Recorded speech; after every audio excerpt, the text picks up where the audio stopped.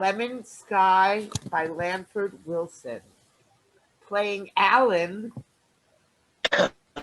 Chilton. Playing Douglas. Stephen Ackerman. Playing Ronnie. Valerie O'Hara. Playing Penny. Taylor Lynne. Playing Carol. Swachata Guha. Playing Jerry. Tyler Bogen. And playing Jack. I'm Kane. Act 1. The stage is dark and undefined. All the characters are on stage, standing far upstage, just barely lighted. We should feel they are there without actually seeing them. Alan comes forward from the darkness. He is 29, thin and light, though not blonde, enthusiastic and pensive. He speaks rapidly and at times when talking with the other characters with a marked Midwestern accent. A little too preoccupied to begin a play, he enters a pool of light and speaks to the audience. I've been trying to tell this story, to get it down for a long time, for a number of years, 7 years at least, closer to 10. I've had the title, I've had some of the scenes a dozen times, a dozen different ways, different starts. The times I've told it to friends is something I wanted to do, I've come home and tried to get it down, get to work on it, but the characters, the people ignored the damn story and talked about whatever they darn well pleased and wouldn't have any part of what I wanted them to say. They sat down to coffee or some damn thing. The trouble was I wanted not to be the big deal, the hero, because I wasn't. No one was. Or how do I know who was? Happened this way or that, who knows, but Dad, my dad. If it's all autobiographical, so I'm sorry, there it is. What can I tell you? But how can I write about Dad? Tell him. I knew him, lived with him, that I can remember, for 6 months. I always say I lived in California for 2 years because it sounds more romantic. Bumming around the beach a couple of years on the coast. It sounds great. 6 months is like you didn't fit in. Like, why bother? Like restlessness. The title because, I don't know, it had something to do with the state, California. I mean the nut fringe. First Brown, then Reagan. And who knows what they'll come up. But finally, I said, so if you're a hero, if you can't admit that you weren't, if you've got to if you can't admit that you were really as big a bastard as everybody else, if you can't admit that, then for God's sake, let it stay. And the fact that you can't will say more about you than if you could. Leave it be. My father, what do I know about him? If he's nothing, but nothing, then the fact that he comes off the short end of the stick shows something. From that, you know that there's more there, you know?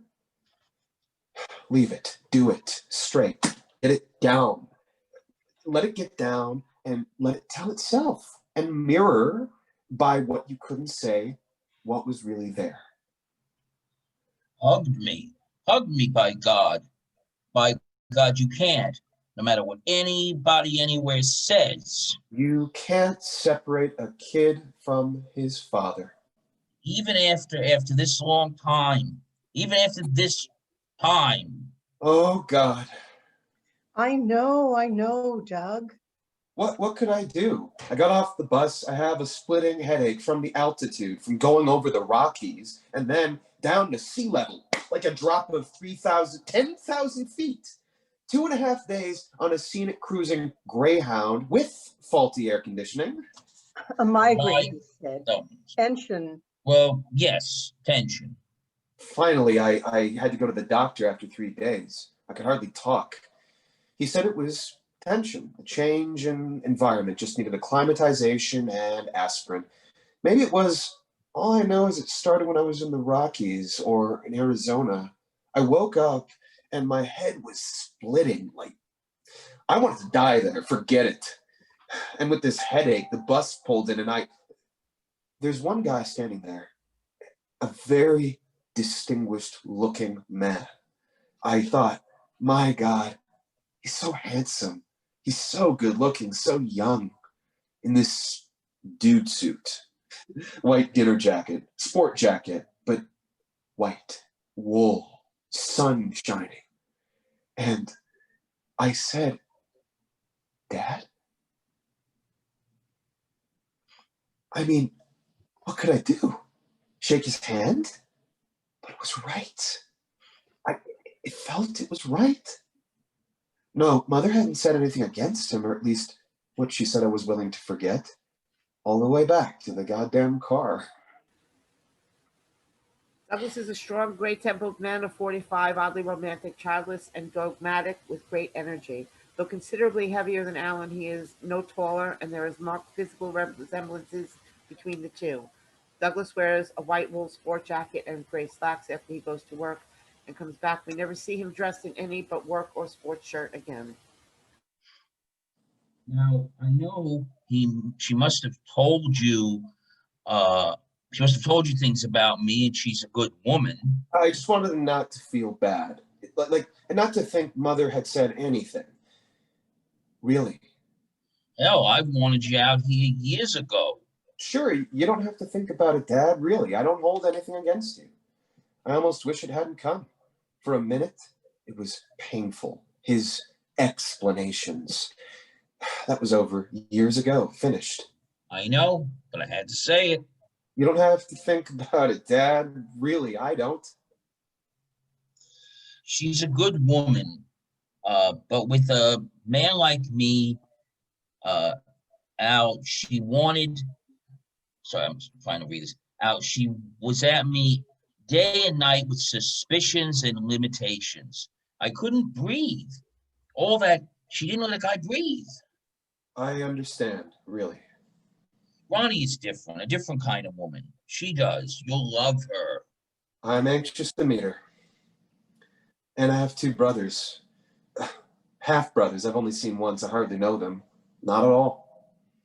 You'll see them asleep or tomorrow. I've got to go back for the second half of the day. He worked at an aircraft factory. Nights, the swing shift. Pays better, not much, but it helps.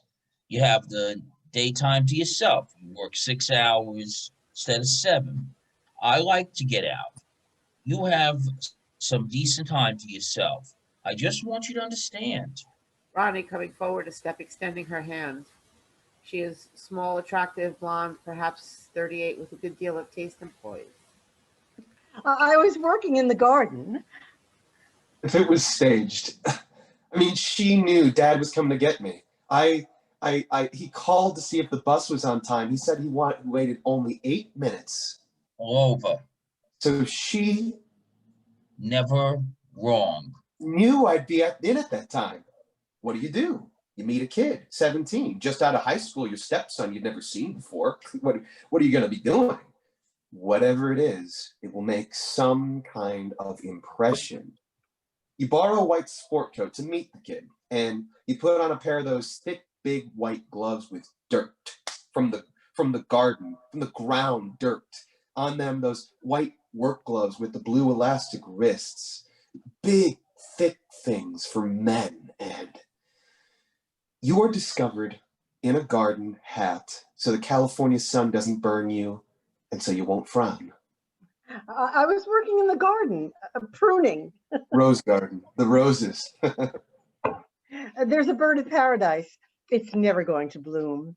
I got it because it's Jack's favorite, the only flower he likes. Jack, little Jack. Probably because it's very futuristic. Spaceman or jungle man. Pruning roses. I hear the car drive into the driveway and the gate open at the side of the house. I turn around. I come across the backyard smiling. Welcome, Alan. Welcome. Hello. I take off the glove and extend my soft hand. I was working in the garden, pruning. The roses. And handshake. And Dad looks in the beaming. Oh, you'll love her. Her. Blonde hair. She looks like Blondie in the funnies, but you do love her. She's worried and planned, and Do you smoke? You want a cigarette? of course you smoke, but you don't know that if you should. And Yeah, yes, thanks. I don't know. sure, take it, drink up. Hell, Carol drinks and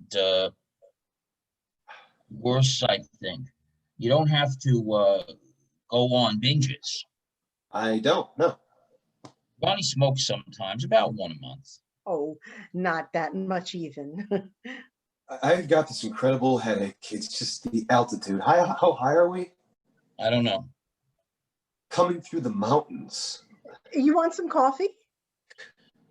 Ronnie makes the best damn coffee in. Good. Good, yes. What do I say? Because I didn't plan. Because I didn't have a setting. It wasn't my home I was coming into. It would be mine, but I couldn't sit at the breakfast nook and pull up the ashtray and serve coffee out of the good cups like it was every day and lean against the stove and talk about work. You look as I expected. You do too look like what I expected. I've got to get along. How come? Doug's on the night. Oh, sorry. Doug's on the night shift, so he has days off. I still have to get in half a day. Good. I told them if the bus was on time, I'd make it in. If you'd have been there, if you'd have been late, I'd have taken off. Where are they all? Where is it? A breakfast nook, and out in the kitchen window, all the backyards are private with redwood fences around them, higher than your head, and mountains all around. Out of the living room window, Mount Capitan. The big one with the bald head. That's it's Mr. Capitan. Alan, Mount McGinty is on fire. Oh, the whole smoke. Wake up. It's incredible. What the brush, Mr. McGinty, and the blue one in the distance. Mount Ote. Behind that, Jerry would My other brother. know that one. He knows them all. Let's see, Cajon Mountain, Cowles Mountain, and Mount Helix. Out the kitchen window with a spotlight cross on top and expensive homes, but very expensive homes, like built along the road that helixes up to the cross. They turn the lights off at midnight. And the whole mountain disappears. You can see it for miles. We're surrounded. Behind Mount Helix is La Mesa. The city of La Mesa, over on the other side. We can drive down there. Lemon Grove, they're all about the same. La Mesa, Grossmont, maybe a little more exclusive, a little more expensive. On the way here from downtown. How do you like the traffic? Is that some drive? Yeah, that's something else, isn't it? I've never seen traffic like you've got here. I don't know if I'll want to drive or not. Sure you will. You get used to it. But the way we must have passed 100 houses that were going up, half constructed. Across from the college, they're building their 300 houses, ranch types, a whole suburb, one guy. Let's see, a whole city, shopping centers, 2 theaters, 1 regular and a drive-in, 300 houses, big ranch type houses. There's supposed to be 400 new residents in California every day. Every day. It's a big state, Al. It really is. 400. Every day. Don't let nobody tell you the gold rush is over out here, boy. I guess not. Guys are making a killing out here. And the climate, I suppose. March is a mess. Late March into April, it rains, but that's about it for the whole year. And it's a little cooler, but outside of this, I don't suppose you get any snow. Oh, no. No snow. very little up in the mountains. Oh, it seldom even freezes up in the mountains. The lagunas are higher. We drive up or else the boys would never have seen snow. Of course, you don't see it smalling, which is half the treat. It falls during the night. It'll snow a foot and then thaw within 2 days. A foot? Overnight? A lot more sometimes. That's going to hell snowing. Alan, you'll love it. It's heaven. I mean, it's really heaven. You'll love it here. We hope you do. You will. Hell, by God, anybody who wouldn't, something wrong with them or something, huh? I think there'd have to be. I do already. Like, we were coming through New Mexico, and I didn't believe it. The air conditioning wasn't working. Of course, we need it in Nebraska. but by the time we got to El Centro, it's burning hot. And your first stop in California, El Centro.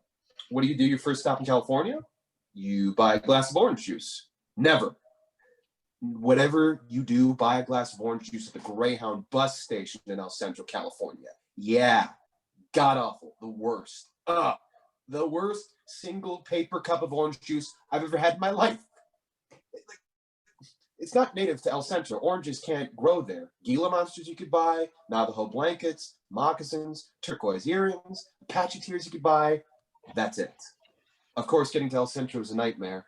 You know, California, you've seen the pictures. Palm trees, sunsets, swimming pools, oceans and mountain springs.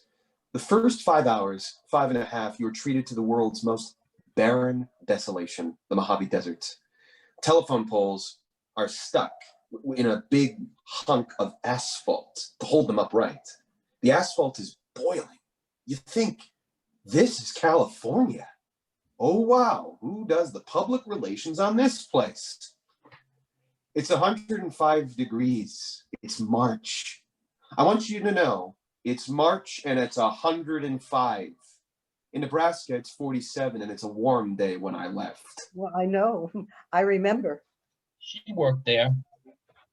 What I've heard about Ronnie is Dad met her and dated her. He was still married. Sometime during that time, he was still married to Mother. In Lincoln, private secretary to the attorney of the state. State attorney, same difference, huh? And maybe they came out here together, maybe not. He said he'd send for us, Mother and me. He ran off out here. Okay, she never blamed him. A wonderful man and an interesting job. You take shorthand and all that then? Oh, yes. I want to forget it, but it's like riding a bicycle. You can't. And they let the secretaries run the country, I think, from my experience. Probably they do. I've got to get along. How come? Doug's on the night shift, so he has days off. So I can get in half a day yet. Good. Go on, betcha. Yeah. Ha. I can't tell you how much I've wanted you here. He has, Alan. I tried. I wrote you once or twice, but your mother thought I was trying to kidnap you or some damn thing. She wouldn't let you come. Oh, he cried. It's the only time I've ever seen him. He had to go. He said he had to go. He worked on the night shift. He couldn't get half the day, and yet it was great having me here. Finally, he dreamed about it. Now, that's going to be your room. Great. So bad. I can't tell you. I'm glad to be here. I am. The patio, it will go here. You've seen the garden, the living room, the TV, it's in the cabinet. I can't stand a naked eye staring at me. We almost never watch it. Doug watches the fights and the ball games in the afternoon. That's all right. I can watch the games. That's the dark room. Wow, I didn't know that. Want a picture there, the second one? I won an award on that last year. It's taken actually with a red filter looking straight in the sun like that. It's called sunspot. That's where the sun here and the reflection here, the way the sun hits the water, it's a bitch of a shot to take because of the glare. The reflection, you have to use a filter, have to know what you're doing. As a professional enlarger, that's as good as they make them. And Doug went through a woodworking phase about 5 years ago. So we have a table saw and a lathe and all of that. He'll build the patio this summer. Not by myself, I won't. Not now that I have help. Right. I'd love to. Dad's workroom you've seen. So do you develop your own film? Develop, print, enlarge to any size, all in the same room. The whole works. It's not difficult. It's goddamn exacting. Everything's timed pretty close. You have to know what the hell you're doing. Mount Helix with the cross. Mount Ote, isn't that god awful? Over there, nearly in Mexico. All round, it's beautiful. You'll love it. I do. Carol, now, I want you to know, don't be embarrassed. We have these two girls living here. Oh, you wrote me, I know. Well, Alan, they're wards of the state. They've had terrible lives. You don't know. Maybe I... Just terrible. You don't know. Penny's father left her. Her mother died. She's lived with one bad foster home after another. They're happy here. The woman said we were one of the best homes in San Diego County. They live here like it's their home. They really do. They've been here, Penny a year, Carol a year now and a half. It's their home. We all get along like a family. You'll have Carol's room, and she can sleep with. And Carol, her mother and father both died when she was too young to remember it. She goes through. She does, though. I'm sorry. She says she doesn't. Penny's good. She gets along fine. Carol, I want to talk to you man to man. Alan, Carol is a whore. She's promiscuous. She came here bragging she slept with 6 sailors in one night once. Well, 7, but one more or less, you know.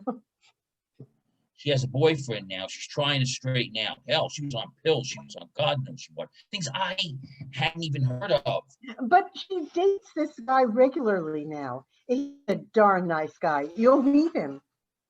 You have to treat her like, think of her like a sister. We can't have you. Okay, I won't. It's important. How can you keep them? They must cost. Well, the state sends us $60 a month toward their board. Oh, it's not as much as they even eat. But we make a home for them. Where are they? Penny, Carol, Jack, Jerry. Jerry's 12 and a little man, and a little blonde, only fatter. A little. Jack's a brush ape, a renegade. Jerry and I look a little alike. Jack takes after Ronnie, and except for his eyes, Penny's a dope. She's great, but she's a dope. Carol's gorgeous.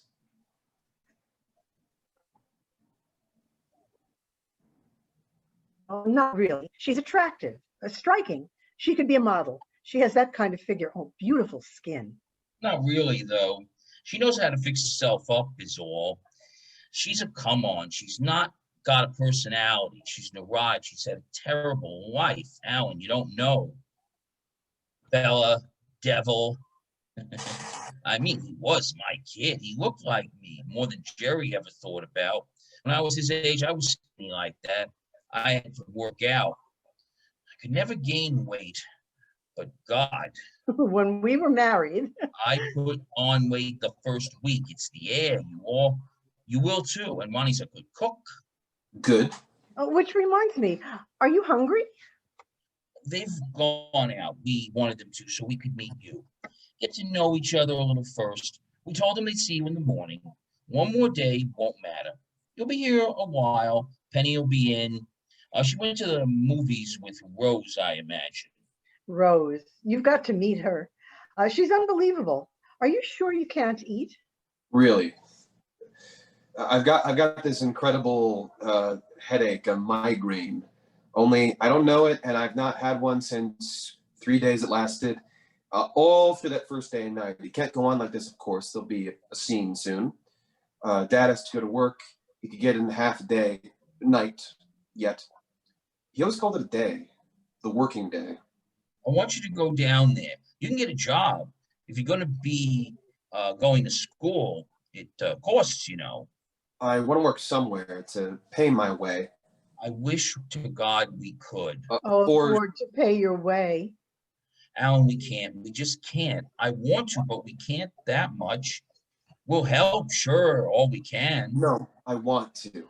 I said I would. Hell, it's healthy. Everybody out of state is working part-time anyway. Earn their keep. We'll have to get you a car, won't we? You drive? Yeah, fairly well. Get you a little Austin or one of those. What do you think? What can I say? I think it's great. We'll go over and look. You gotta have it to get to school, to get you to school, don't you? I'm not going to squire you in. You don't want to have to take a bus every morning, huh? There'll be a scene. Those who are confused will say, thank God, something to watch. Maybe everyone will stop flying around. I guess you'll want to get some sleep soon. Before too long, I couldn't sleep on the bus. I almost broke my neck. You want to go right now? No. Well, whenever you're ready. Can I have another coffee? He's talked about you so much. I didn't know about you at all when we were married. You know, he told me the first night. It was quite a shock. I didn't even know he had been married. Oh, he cried. He said he wanted to bring you out here, and I wanted you too, but your mother, and she was right, don't you think? Yes. What could... Oh, it's better this way. You're not torn apart, half in one place and half in another. He missed you so much. That's why he wanted to have another kid right away. You're not shocked or embarrassed or anything, me speaking to you frankly?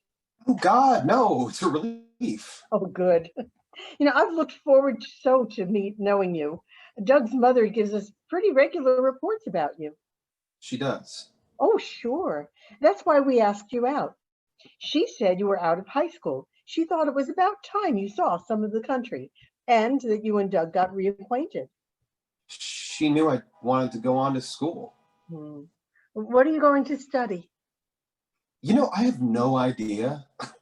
Liberal arts, I don't know. Oh, there's time. We'll take you up to San Diego State so you can get registered. It's a beautiful campus. Don't decide for a while. Jack has a birthday party coming up, his 8th. 24 local hellions. You'll want to escape from that, I imagine. Maybe you can take Jerry to a movie or something. He considers himself too adult for that crowd. Of course, she's 11. No, please, 12 and a half. He stretches it a little. He was born on Christmas Day. You knew that. Yes, but that's all. I'd seen them just once. 5 years ago. Jack was 3, Jerry 7. Dad and the kids came to town, and it was arranged that if a friend of Mother's went along, we'd all go to the zoo in Omaha, and we'd had a picnic, which I remember as the most horrible experience of my younger life. Everyone was worried about how I was going to react, and me not knowing what was happening. I didn't want any of it, and I couldn't get through my head how any of these people could be related to me. And I was freezing to death, which is all I really remember. It was November, and all the animals had their winter coats and were ugly anyway. You want to see them? Don't wake. No, you'll meet them in the morning, Jerry. He has asthma and snores like a tank. Of course, Jack could sleep through anything. He's cute. Oh, well, of course he's cute. He looks like me. He's the hairy one. He takes that from my brother. Look at those arms. He has hair like that all over him. Blonde, like a little white orangutan or something. That's Penny. Penny, on whom the plot will pivot as such. On Penny and a photograph taken my first day in California and my first day at the ocean. First ocean, the Pacific. Real salt. I almost hadn't believed it. I had to go taste it to be sure. Jerry on the one side, me in the middle, Jack on the other. A picture of the 3 grandchildren sent to my grandmother. Doug's mother wrote back, and she said that she couldn't believe it. That wasn't Alan between those 2 kids. That was Doug when he was 17. Really? Oh, now, he's very distinguished, very proud of the mustache and the graying temples. He had borrowed the jacket from a friend, but he liked it, suited him, and it did. So he bought it from the guy. Pleased to meet you. I've heard a lot about you. And I feel like you should bow. I didn't know a thing. It was all conjecture. Penny's a science major and very serious about it. Well, I'm not that serious about it. What do you want to do with it? Oh, well, I'll probably teach. I like kids. I guess. I couldn't be a teacher if they paid me, and I understand they don't. Well, California's not bad. They pay well here. I guess I've heard that. Do you want something to eat? No, I've got to go to bed. Did you see Rose? She's given up politics. She's learning to play the guitar. Penny dates the best looking guy at the college. He really is. He's a tennis pro.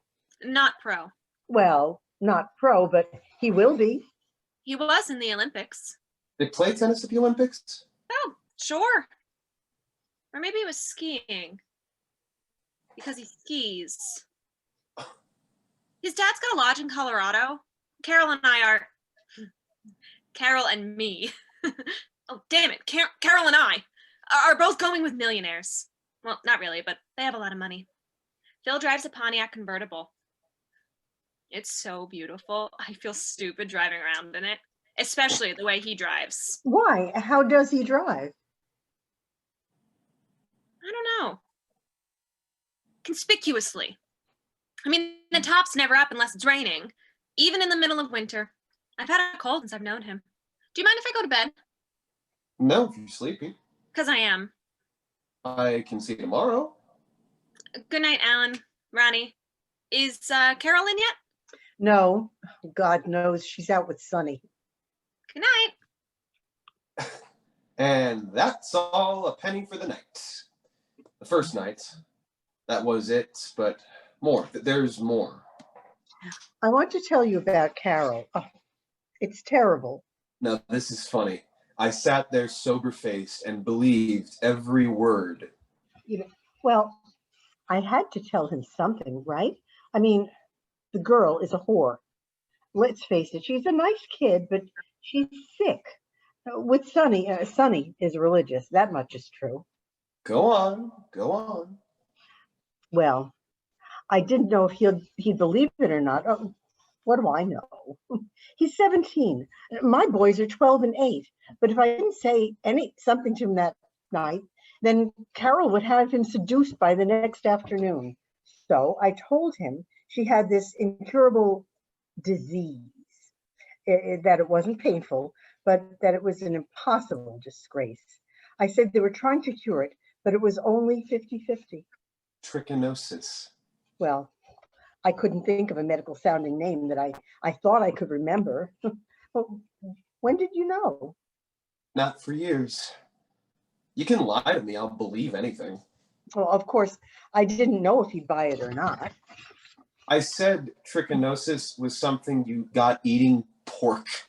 Well, one kind. She said this was a different kind. It was similar, but much worse. Oh, and very rare.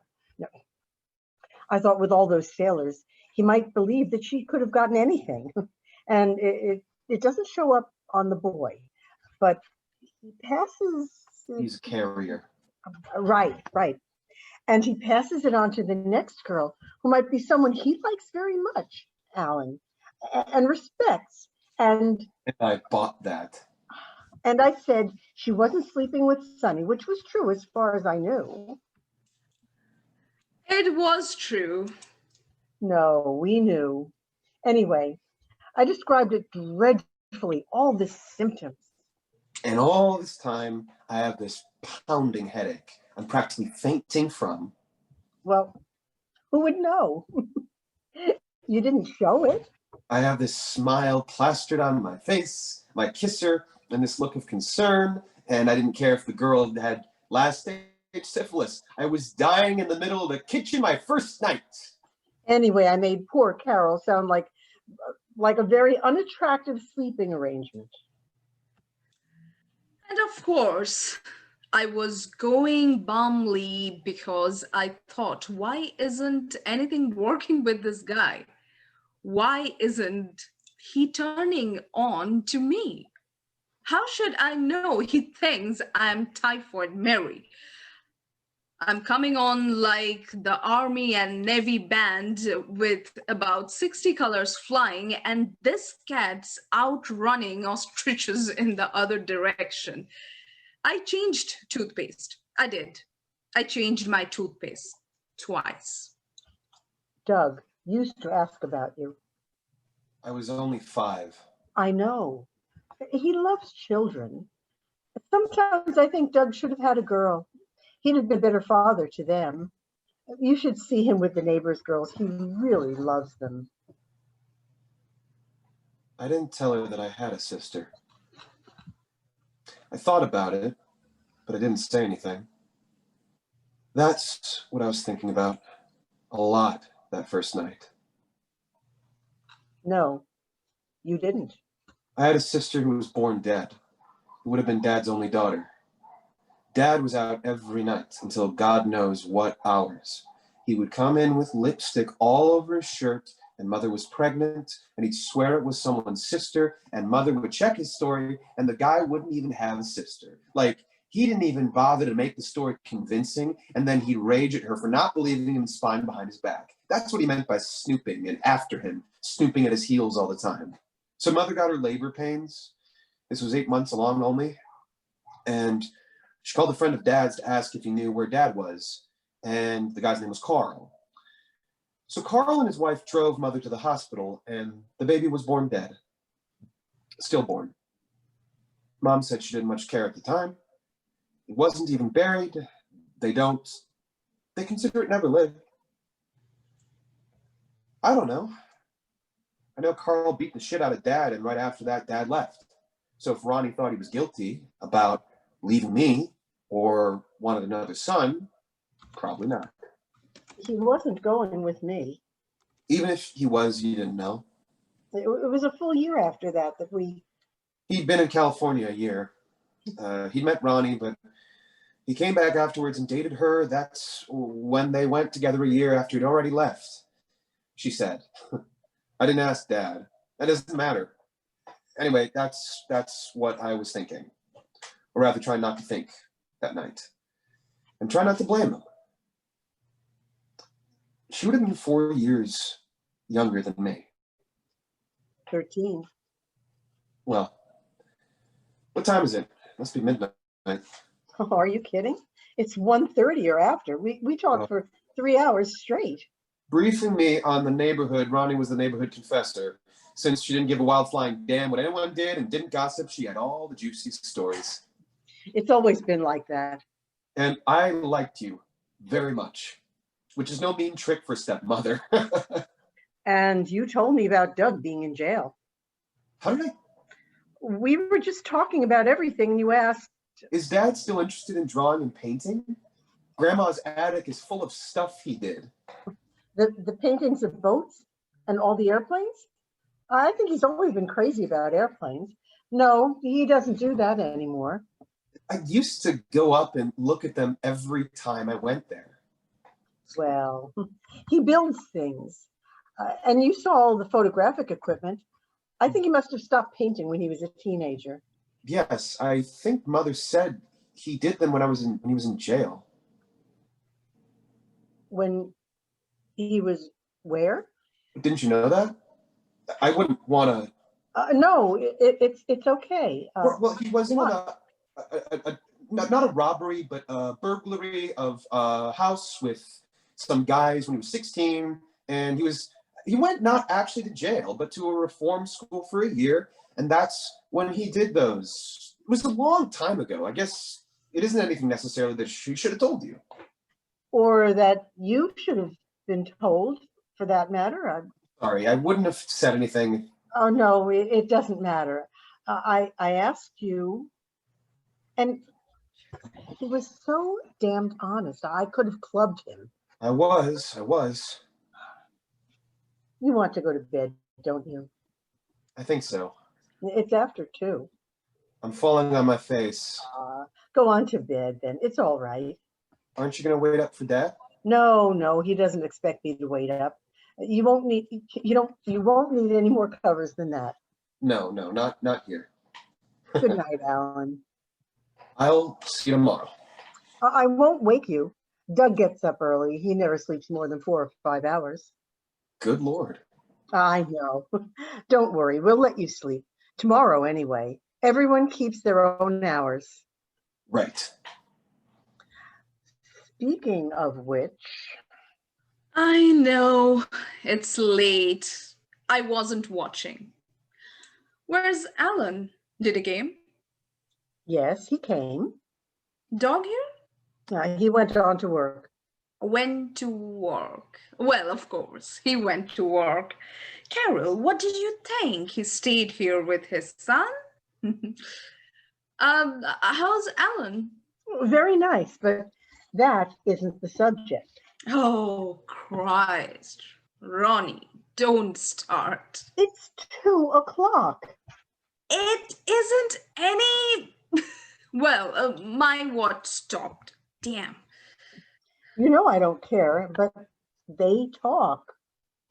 We have been sitting out in front for over an hour. Didn't you hear us drive up? I thought I saw you at the window. Carol, I don't care. Well, neither do I. He was so sweet. You know, I like Sonny. We talked. Sonny's dad has a ranch in Texas, over 20,000 acres, which he says is small. That's probably larger than Rhode Island. And they raise Herefords and houses and oil and have about half the money in the country and investments everywhere. His mom and dad are paralyzed over what's going on in Cuba. Apparently they own it. But anyway, be that as it may, I have a vivid imagination, but it fails me when I try to conjure up what you do all hours until, well... Oh, Ronnie, will you stop it? Just stop it already. No, he doesn't lay me. No, never. Not once. Look at my hands, for God's sake. You think I can stand it? Good God, what's wrong with you? Well, it isn't stigmata. You can count on that.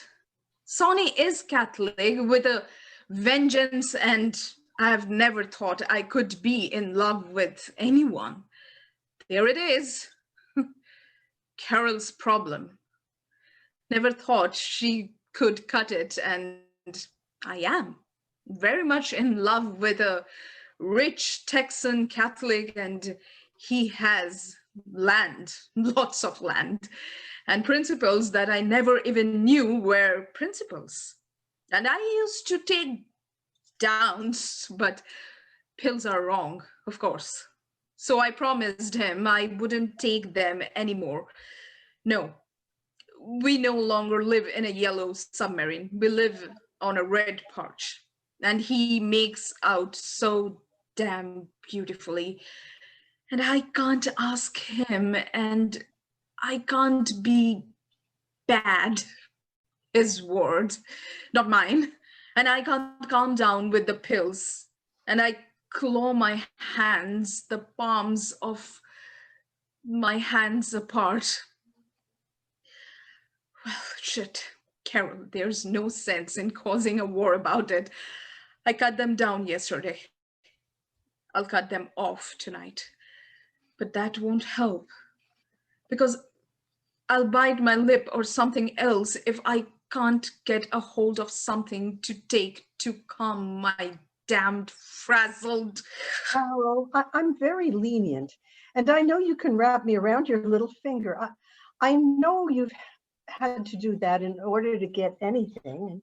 Don't make excuses for me, for God's... Carol, I want to say something. I know you want to stay here for the next 8 or whatever months until you're 18, and I want you here. But if I see one pill, One of your tranquilizers, I'll report it. It's something I can't tolerate. I have 2 young sons here, and I can't risk them taking something by mistake. You don't have to tell me that. You don't think Sonny would stand for it? He's a lot better police dog than you. Believe me. There have been 2 different cases in the last year of kids being poisoned by taking their mother's barbiturates or something, or someone who left them around the house. If I know you're taking them, I'll feel obligated to tell Sonny as well as the welfare department. You don't have to tell anybody any goddamn thing. Because I promised him, you know? You know what that means? That I didn't need them. Does your hand hurt? Yes, they hurt like fire. Well, let me put something on them. Oh, I'll do it. You're supposed to be bawling me out. You can't, Ronnie. I can get out of anything. I'm a master. You're also a mess. You're telling me? Let me put something on them. Oh, damn it. You are not going to stain me up with iodine, thanks. I'll put some salve on them, not iodine. They are not that bad, really. I'll do it. Are you waiting up for Doug? No, he'll be in. Alan's in my room? For tonight. We'll arrange something. Just let me flop somewhere. Put something on your hands. That's salve. Okay. Good night. Carol, don't. Don't stay out this late. They want you in by 12. I won't, Ronnie. You're great. I'm sorry. I won't. She will. And I can't blame her, of course. He's the only thing she's got, Sonny. She's on probation with the state and us and Sonny, too. So, I'm used to it. Don't make me out a martyr. I hate it. Besides, I can do it better. I haven't even got started on my mom and dad and poor upbringing and what a rotten life I have had. Besides, I am a nymphomaniac, coupled with, for all practical purposes, eunuch in the shape of a Greek god. Which isn't necessary with you, but it doesn't hurt anything. It hurts. It hurts everything all over. Good night. Goes off to the girl's bedroom. Ronnie stands a moment, then goes off to her bedroom.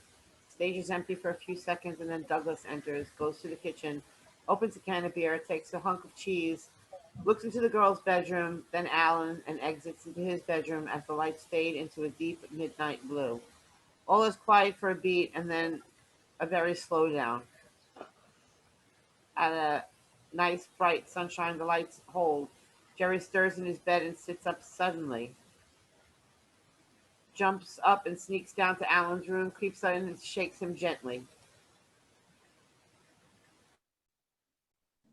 Alan? Alan, are you awake? Huh? Good morning. Good morning.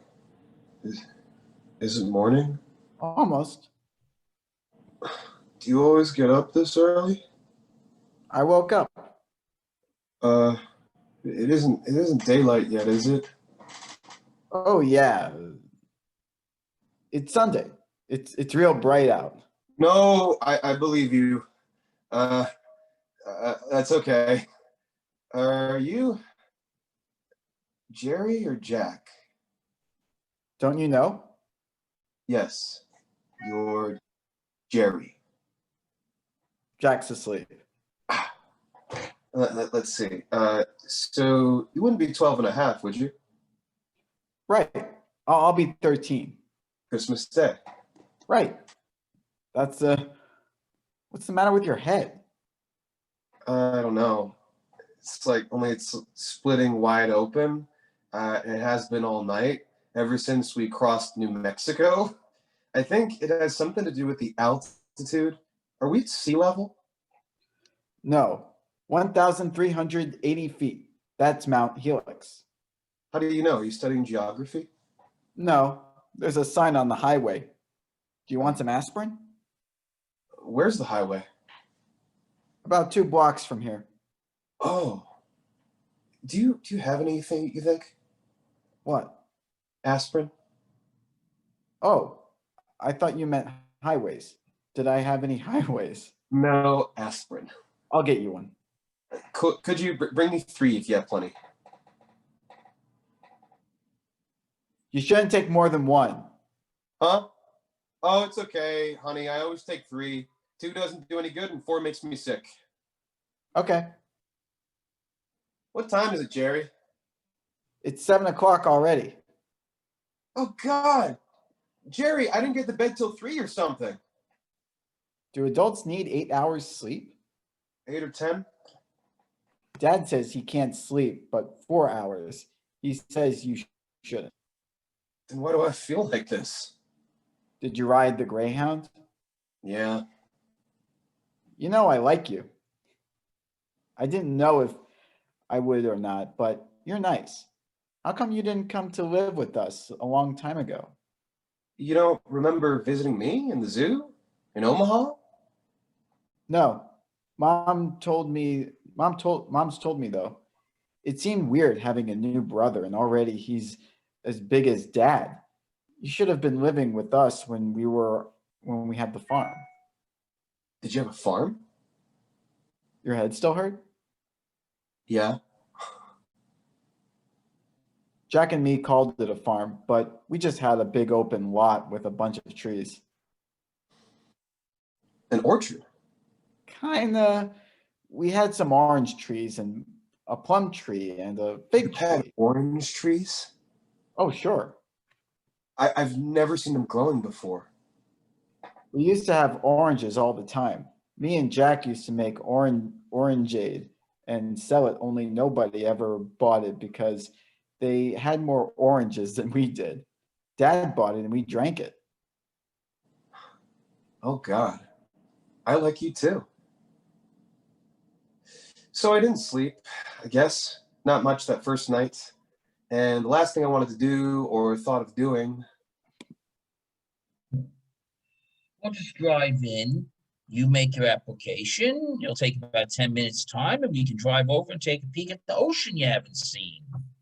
The personal manager at Ryan Aeronautical hated me on site with no love lost. Ah, that son of a bitch, all that brass ball breaking off his flunkies.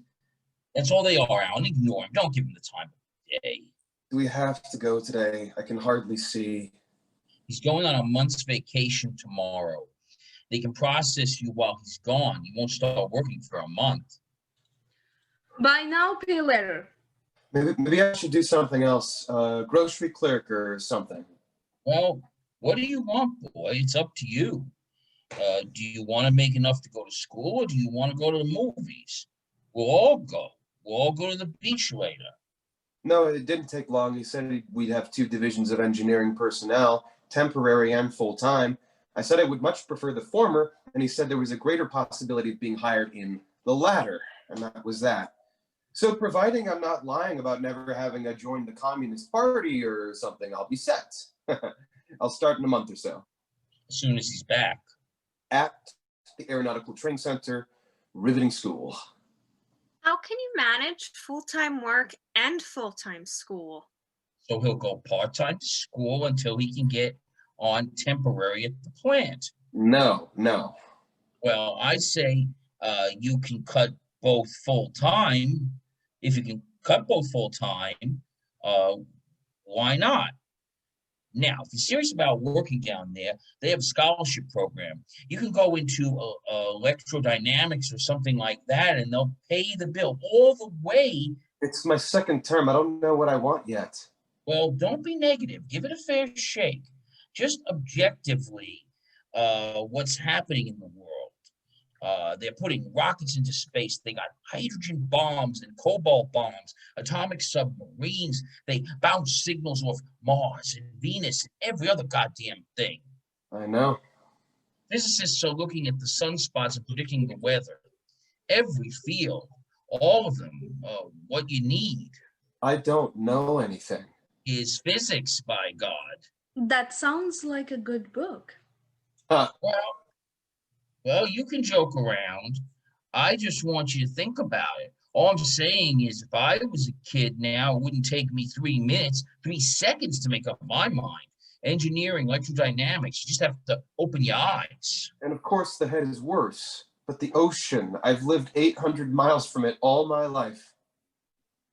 I wish you would, but only if you want to. No, I like you very. I'm embarrassed and I have no idea how to tell her. I'll call you Ronnie like Dad does.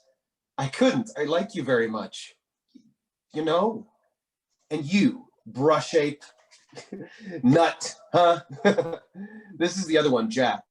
Can you see his arms? He's covered all over with white hair. He's our little white orangutan. he has straight A's since the day he was born. Yes. And he's a smart ass too. I mean, smart Alec. Yes. Yes. What's an Alec? I don't know, but you're one. Don't you wish you had a smart answer for all those simple-minded, great questions he asks? Like, an Alec is something or other without a whatchamacallit, and you're going to be one if you keep asking. Oh, Jack. He's so bright, and the teachers think it's unhealthy. Go. I won't. I promise I won't, and you can't either. Okay, I won't. I won't tell you a lot of the juvenile anecdotes, but I want to bronze the little bastards and sit them up on the mantelpiece. Just one. I'll tell them while they're gone, one quick one. I want to get badly drunk and distribute a wallet full of slobbered up and bent up photographs all along the bar and say, notice his hair, notice the one's toes, look at all the teeth.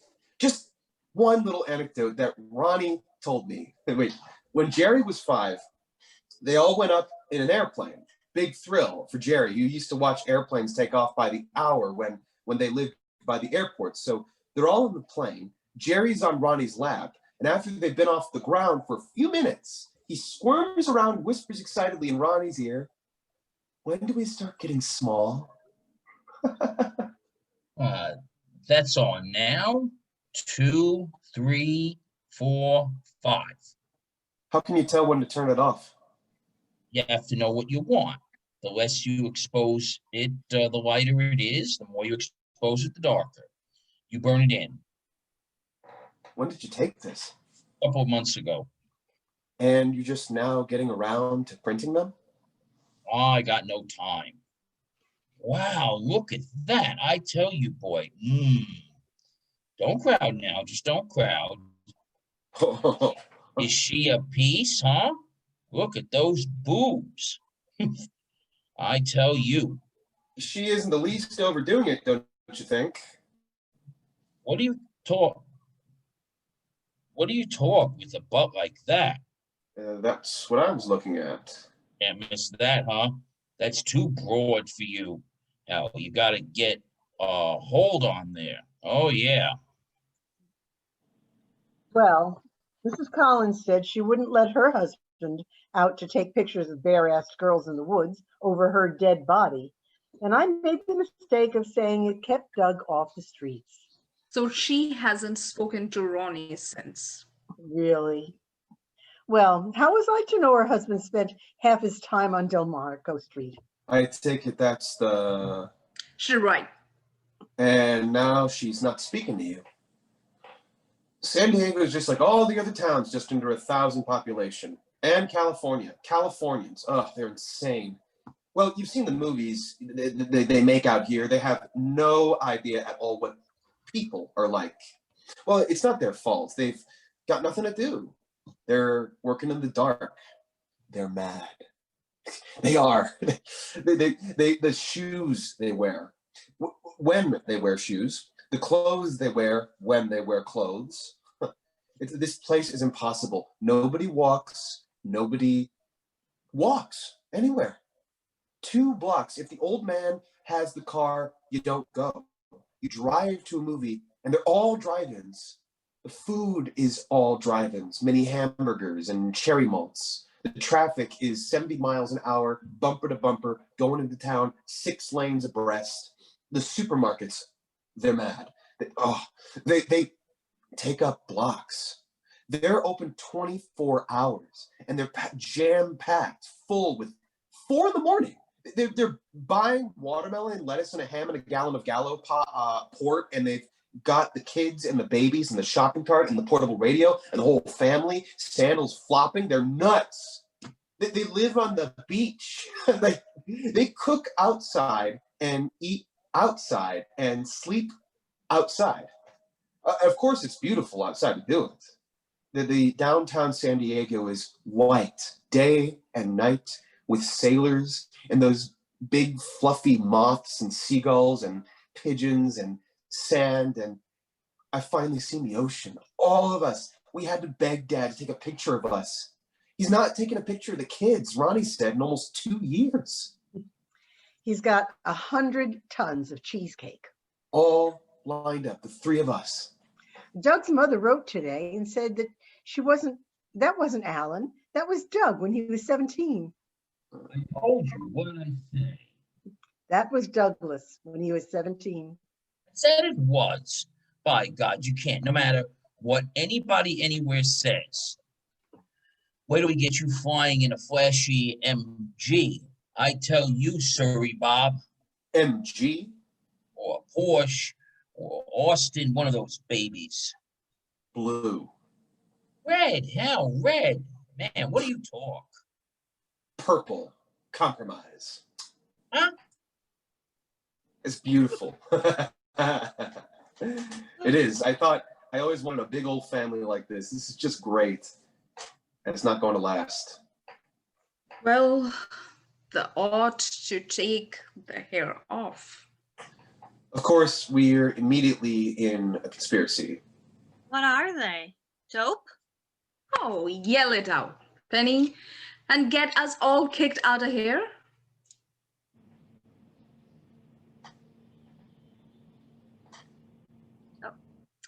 Dope, okay? Good God. You know that paint that little boys spray on little model airplanes? Yes. Okay, I know. Smells like ether.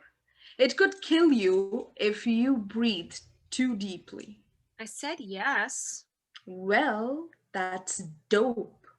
They are a very innocent sounding PILL called Meloril, one of the 7 wonder drugs. And you're going to ask what it does? Well, it does wonders. Are they strong? They are stronger than I am. What do you think, Douglas? It's called a duck's tail. What? You want a duck's ass on the back of your head? You want it all swirled around like that? You look like, I don't know, what? Like some of those high school punks or Penny's, what's it? You don't like it? Dog, you're a squire. You can't get around it. What the hell are you talking? He looks like a drugstore cowboy. Dog, you don't know your ass. What are you telling about ass? Phil even wears his hair like. Male Miss Innocent. We just won't talk about the way your boyfriends do anything, huh? Huh? Dad combs his hair straight back, and he has since the day he was born, and that's the only way you comb your hair. It's been just 24 hours, and the head's still beating, and it's too fast. In 6 months, I'll be sleeping in a park in Chicago with the letter in my pocket from Ronnie telling me that Carol is dead. But who would know that now? We're sitting down to eat outside. That's California. We're... No, not thunder. You feel it? No. Yes, I think Shh. Yeah. Good God. You get used to it. It doesn't bother the natives. If it thunders, they run out into the street and think the world's coming to an end. They don't have thunderstorms out here? Almost never. I've heard it thunders maybe 4 times in 12 years. People nearly died of a heart attack. It even scared me the last time. Could I have another coffee? Shh. It feels like you felt in the cities when a big, loaded, lumbering diesel rolls by outside. Or you live near a subway, and the whole thing, the whole buildings, all the walls, the chair you're sitting in gives a gentle, prolonged shudder. That's it. Only there's no truck going by. It just happens of its own accord. There, feel it. Good God. See? Isn't that something? It's silly. Did you hear?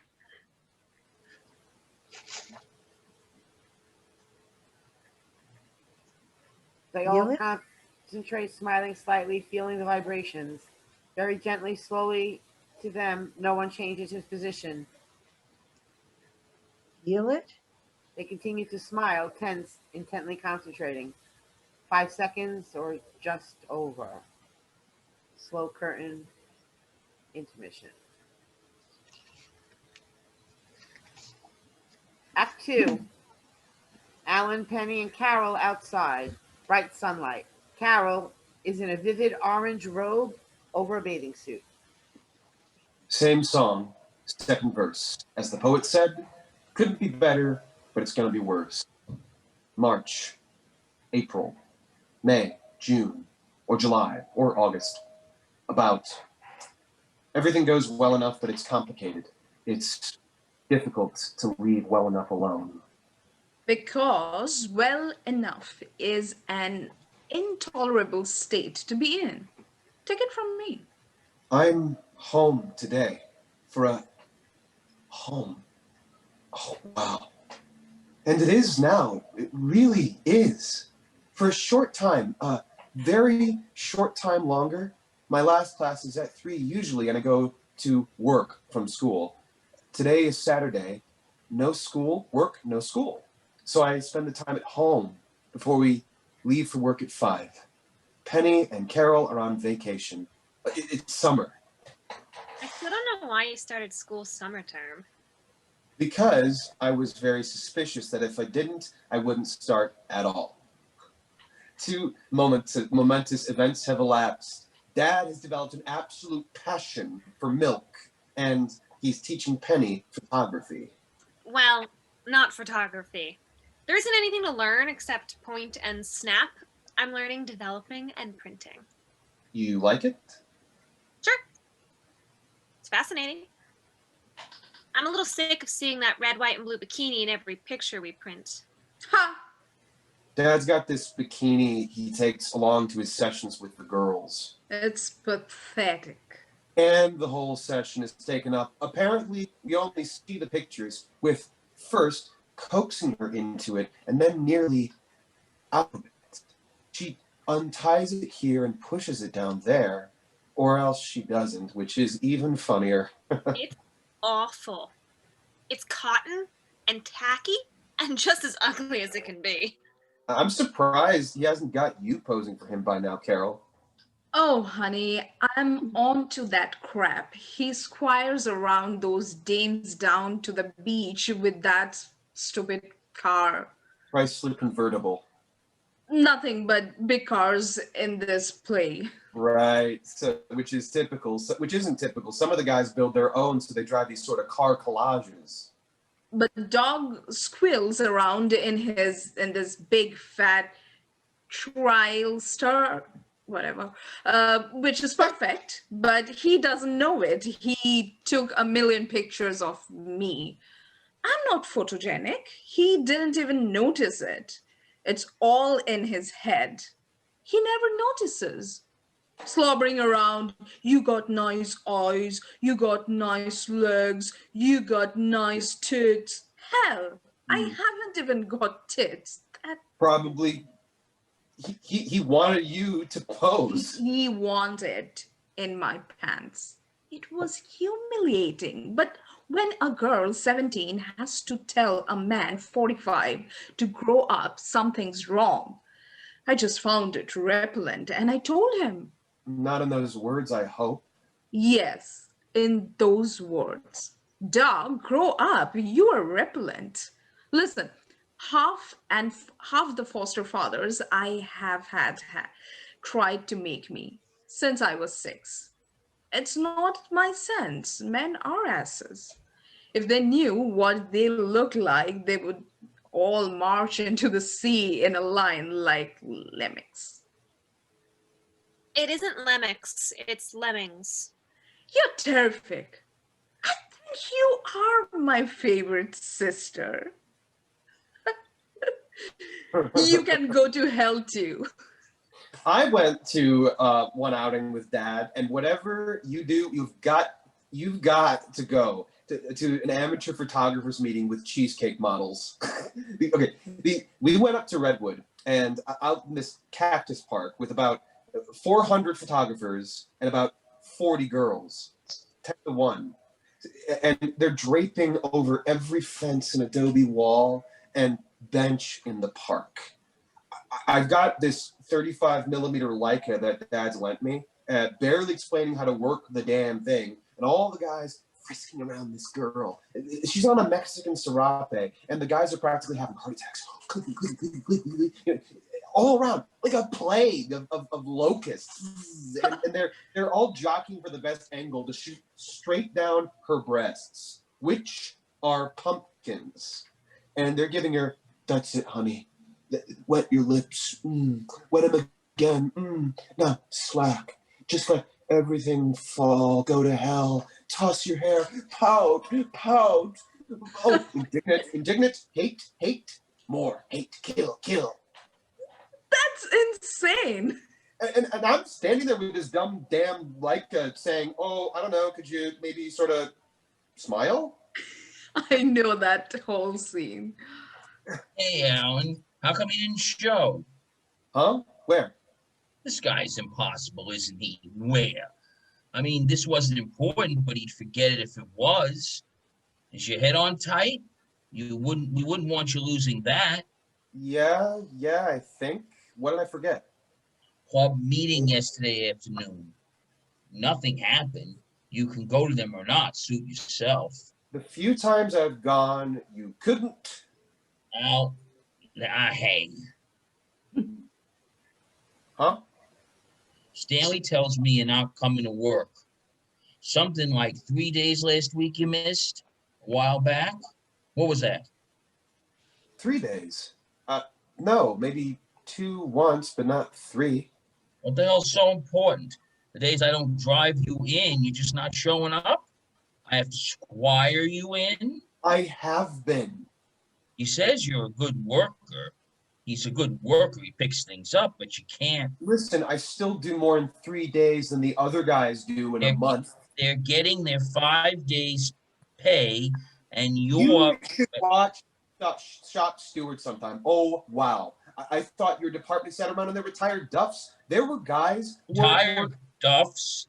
I'll have you know, I mean a few government jobs. It's very important stuff. Right. Government jobs. That's very is slang for doing something of your own. I went in the other day, and 2 different guys were making mailboxes, and one guy was repairing his wife's Mixmaster. Well, they're paying you to come to work 5 days a week, man. That's what's important. They're paying me by the hour. Maybe 1 week I missed 2 days because of the tests at school I had to cram. Well, learn to study, crap. Organize yourself, man. You take a job, you go. It's a simple thing. Dad spoke to me down there, and he thinks I'm giving him a bad name. Taking off, I'm a beatnik. They want you there 5 days a week. They don't give a damn if you sit on your fanny or stand on your head. Man, they don't care as long as you show up. You know, that's true. They really don't. You should see those guys. Nobody works.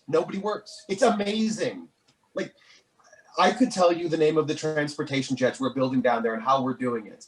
And the entire aircraft industry would collapse tomorrow morning. Would you believe? Chewing gum. I'm not kidding. There's a little hole. No one's looking. What the hell? I don't miss much, really. You just see that you get whatever it is you have to do done today so we can leave on time. I'm not going to wait around for you. So what you do when you hear that? You decide that you're not going, right? You think it's funny? You want to do it now, huh? Later. You want to do it now? We'll do it now. Come on, we'll do it now. We'll get to it later. Penny, we're gonna work right after lunch, okay? Whenever. I keep asking him to print up some of his pictures of Grand Canyon or something, but it's always those darn girls. Girls are so stupid to do that. Oh, I guess I think of it as a career. But wow, that's so stupid.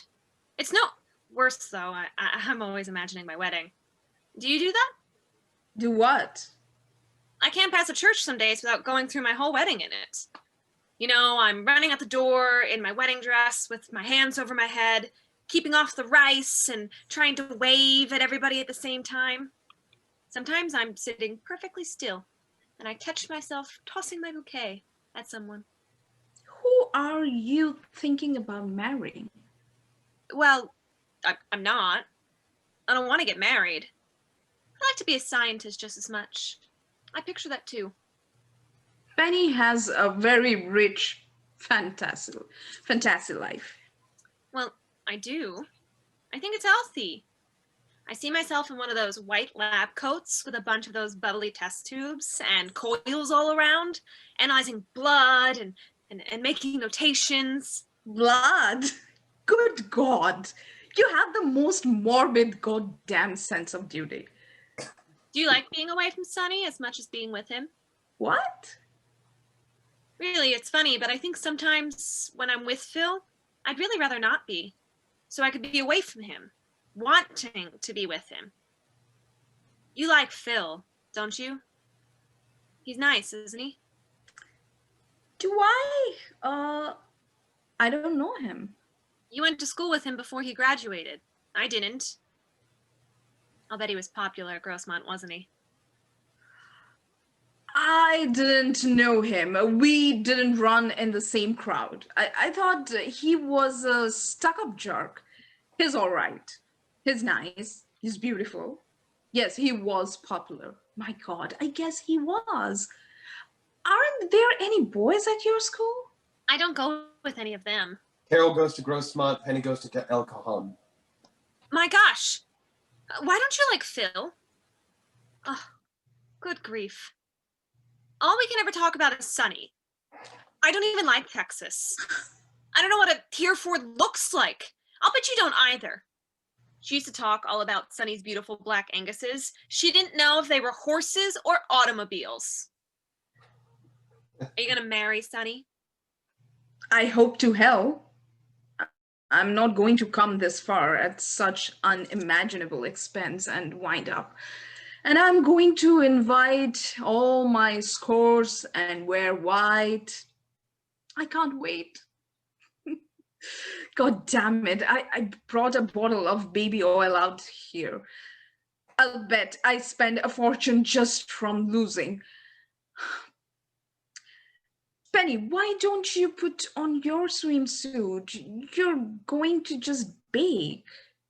No, I'm not staying. Well, you're driving me nuts out here dressed up like an Eskimo. Get my back, will you? You don't need this stuff. I have delicate skin. What is that you put over your eyes? Plastic spoons? You know, I knew a girl once who went blind from sunbathing with plastic spoons over her eyes. They melted. You're gonna be solid brown with white eyelids. Will you shut up? Ronnie, about a month ago, I came in and moaning that I was failing at what? Math? Probably. I'm failing at math every other day. And she said, the term isn't over yet. You gotta have faith. And you have to understand, she was serious as hell about it. It scared us half to death. I really believed it. She said, you have to have faith the size of a mustard seed. You have to have faith. Turn it down. Why don't you?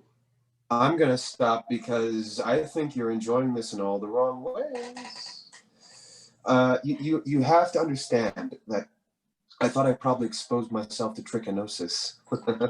You went in and washed your hands. I did not.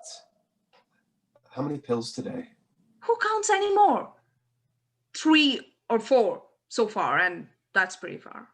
You shouldn't take those and lie in the sun. God, the things you are opposed to. You're worse than Sonny sometimes. I'm not opposed to them, you just shouldn't. Maybe I should go with Sonny and you go with Phil. That does it. I'm going to take a shower. Penny, do you have any bobby pins something has to happen to? Don't answer. You don't use them, right? What kind of sister are you anyway? I swear to God, you don't know any 2-part harmony songs. You don't buy cheap perfumes I can steal. You don't use a brush. You are immoral, always suggesting we swap husbands. What the hell good are you outside of making peanut? Peanut butter divinity. Jesus H. Christopher, I wish I were on the moon. I nearly am. Well, why do you take them? You know Ronnie will kick you out if she finds out, and Sonny made it a condition. He didn't make it a condition. He just said he'd never speak to her again. It turns me off. It turns me way, way off. It's kind of like a Norwegian fly. Icelandic. Try Icelandic fly, you get there on time. You couldn't possibly have said that. That song didn't come out for ages. That's all right. You're not even alive. You've been dead 10 years. I would like to thank the theater for rescuing me from that dreary cupboard in that dreary condition. Dank. Drear. I want you, right? Thank the drear management for the magic of the theater, which enables me to be continually young and alive and beautiful and current. And here. Topical. God, yes, topical. We hope. Shit.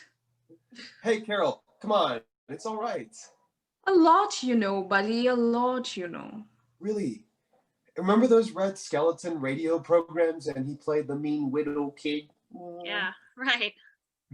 And he would describe something dreadful that happened to him and start crying. I scared my widow self. I don't remember. I think you scared your widow self. Sure you remember. On the radio, I remember it.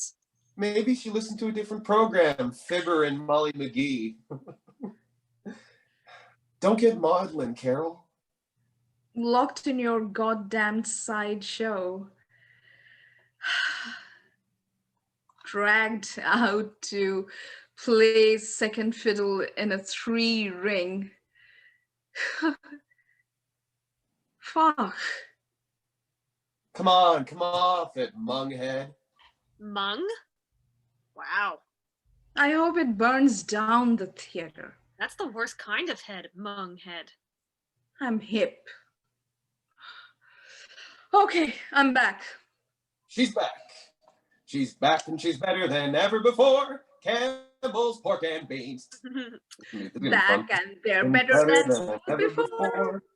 Back and they're better than ever before. Campbell's pork and beans, hey! Most of the radio stations out here are incredible. They're 3 times as powerful as allowed by the FCC or whoever the broadcasting company towers are all over the Mexico. So they can get away with anything. They can play rock and roll all day and night and commercials, more than you ever believe. And about half of them are in Spanish. So come on. So they go like this.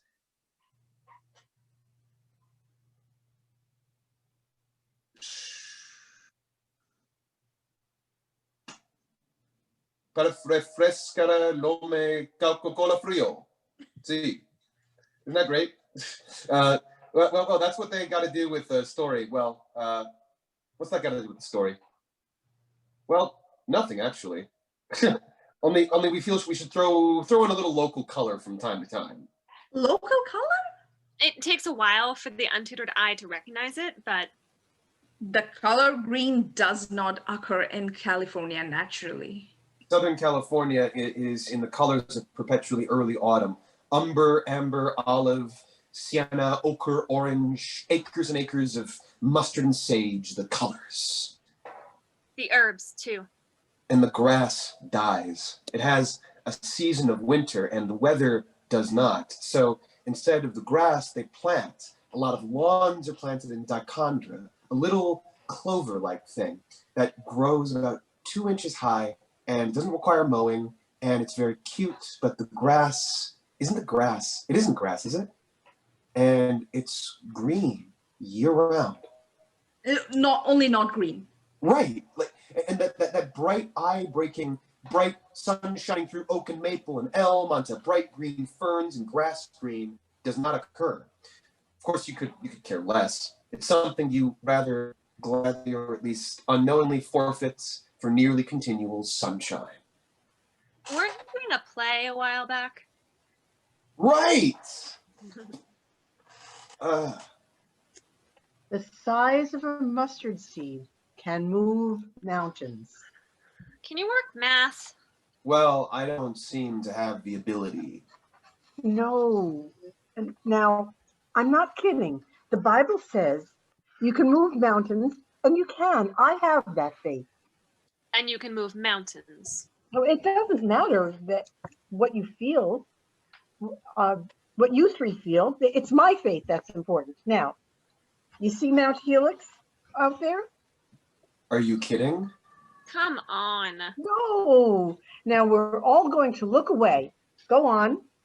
That's sacred. No, look away. It's a simple demonstration of my faith. All right. Now what? Now, when we turn around, Mount Helix will be gone because I have faith, because I know it will be gone in my heart.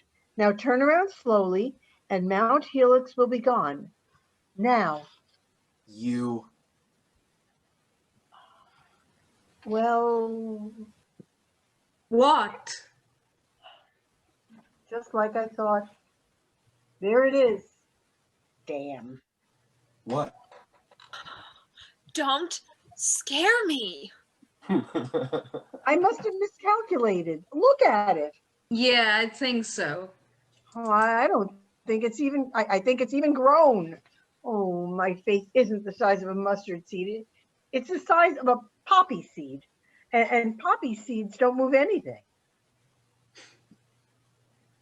Poppy seed moves the world. That's a different kind of poppy seed. In starting to get up, Carol drops a bottle of pills, picks it up, nearly falls over, holding her head, trying to put the bottle in a pocket of the robe. Oh, wow. Well, are you okay? You look like hell. I'm sorry. I washed my brain and I can't do a thing with it. Where are you? What's wrong? Hey, look at me. Penny, sweetheart, could you take me this in? What's wrong? No, I'm okay. I ate something. It didn't agree with me. Look up. Is that all? Well, it's my time, as the Victorians would have it. I'm dizzy, a little. It's all. Well, once in a while, you have to admit you don't understand a thing about what kids are doing with their lives nowadays. Because they went all the way to the top of Mount Helix and dragged down this poor palm tree. I told you it wouldn't grow. Well, how would Jerry and I know that? This poor baby palm was thriving in the garbage heap. We transplanted it into the backyard next to Jack's bird of paradise, and the poor little palm died before sundown with its boots on. Boots off, I think. Well, whichever's the nobler. I think it's two separate schools of thought.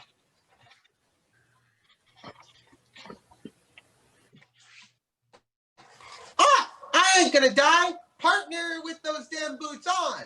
Jerry, don't say damn in front of your brother. He won't be old enough to say that for 15 years yet. Why not? And you've got a few years to go yourself. What should I say? Did we lose Jerry? Say hockey. I think so. Tom, Yo. be Jerry. Okay. Hockey.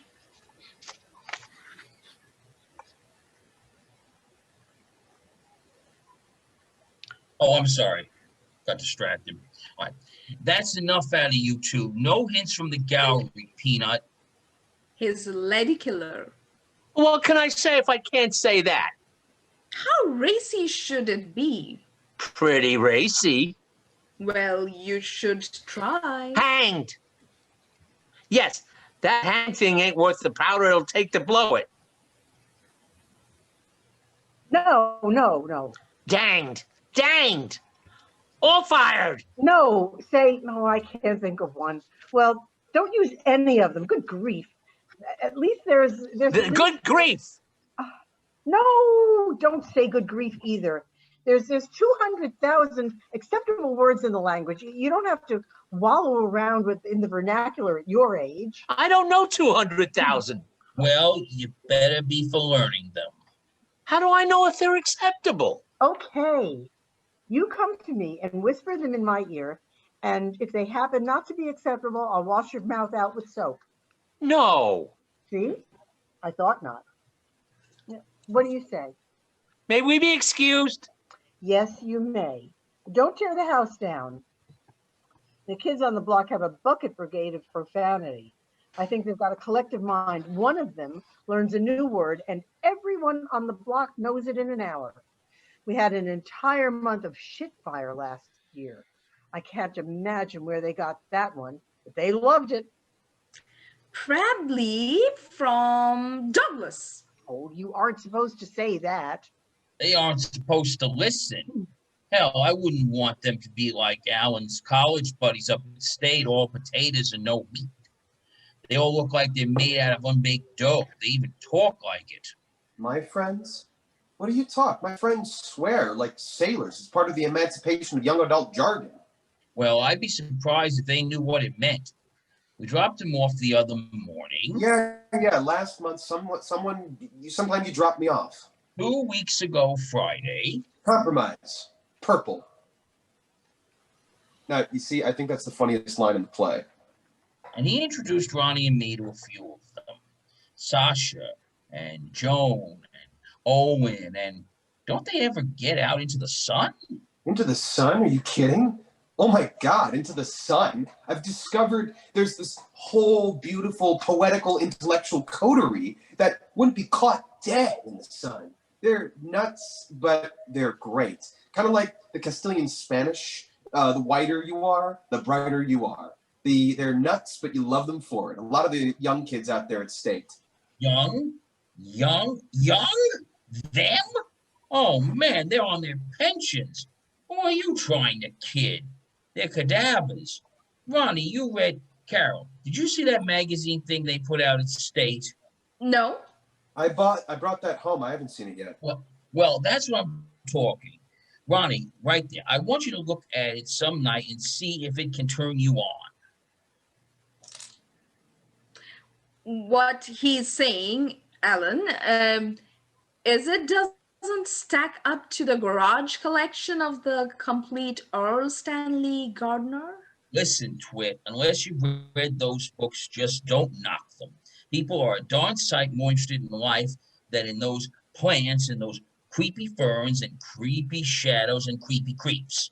Nobody reads that magazine except you creepy college would-be poets. Oh man, I didn't graduate from high school, and I'll bet I can take any of them on in anything except arithmetic. Huh? Dad and I are both rotten with figures. Some kinds of figures. Probably you could.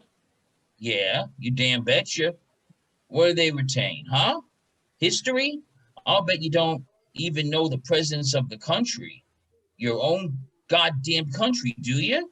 God, no. I only know the capitals of the states because I had jigsaw puzzles. And the vice presidents. I don't know any of the vice presidents except Truman. Well, I don't imagine 10 out of the 8,000 of them know them either. Who was Washington's vice president? I don't know. First vice president of the United States? I said no, I'm stupid. Adams. Right. Only that's it. Washington, Adams. Adams, Jefferson. Jefferson, Burr. Jefferson, Clinton, Madison, Jerry, Monroe, Tompkins, Adams, Calhoun, Jackson, Van Buren, Johnson, Harrison, Tyler. That's great, and many more, huh? Tyler of Tippecanoe and Tyler to fame? Right. Who was Teddy Roosevelt's first vice president?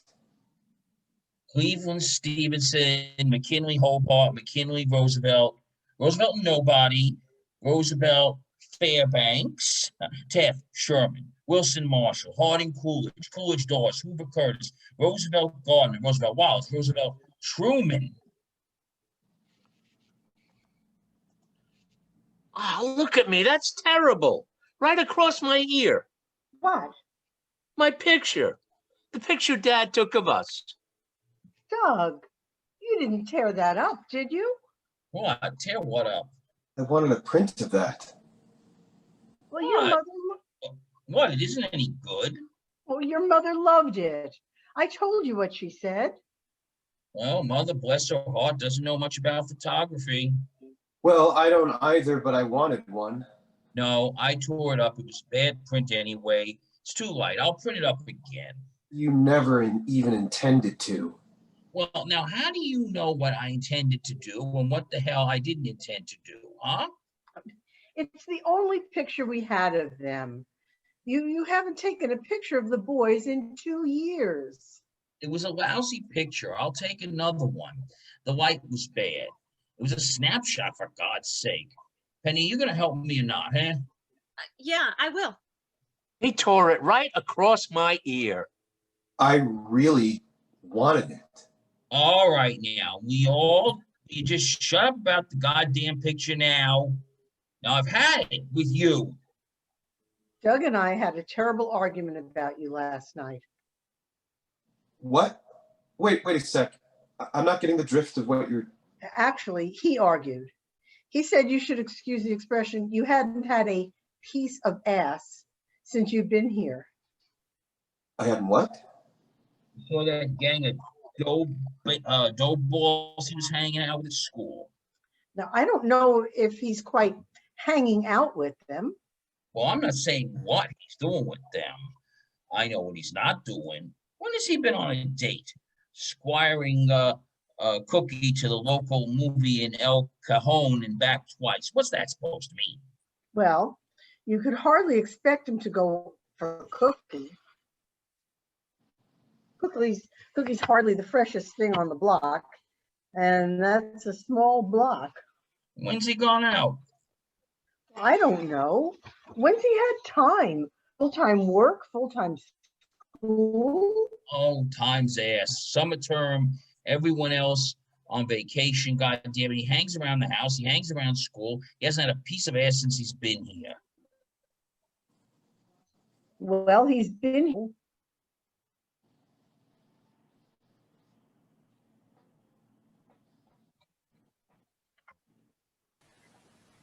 He's been here 4 or 5 months. I don't know.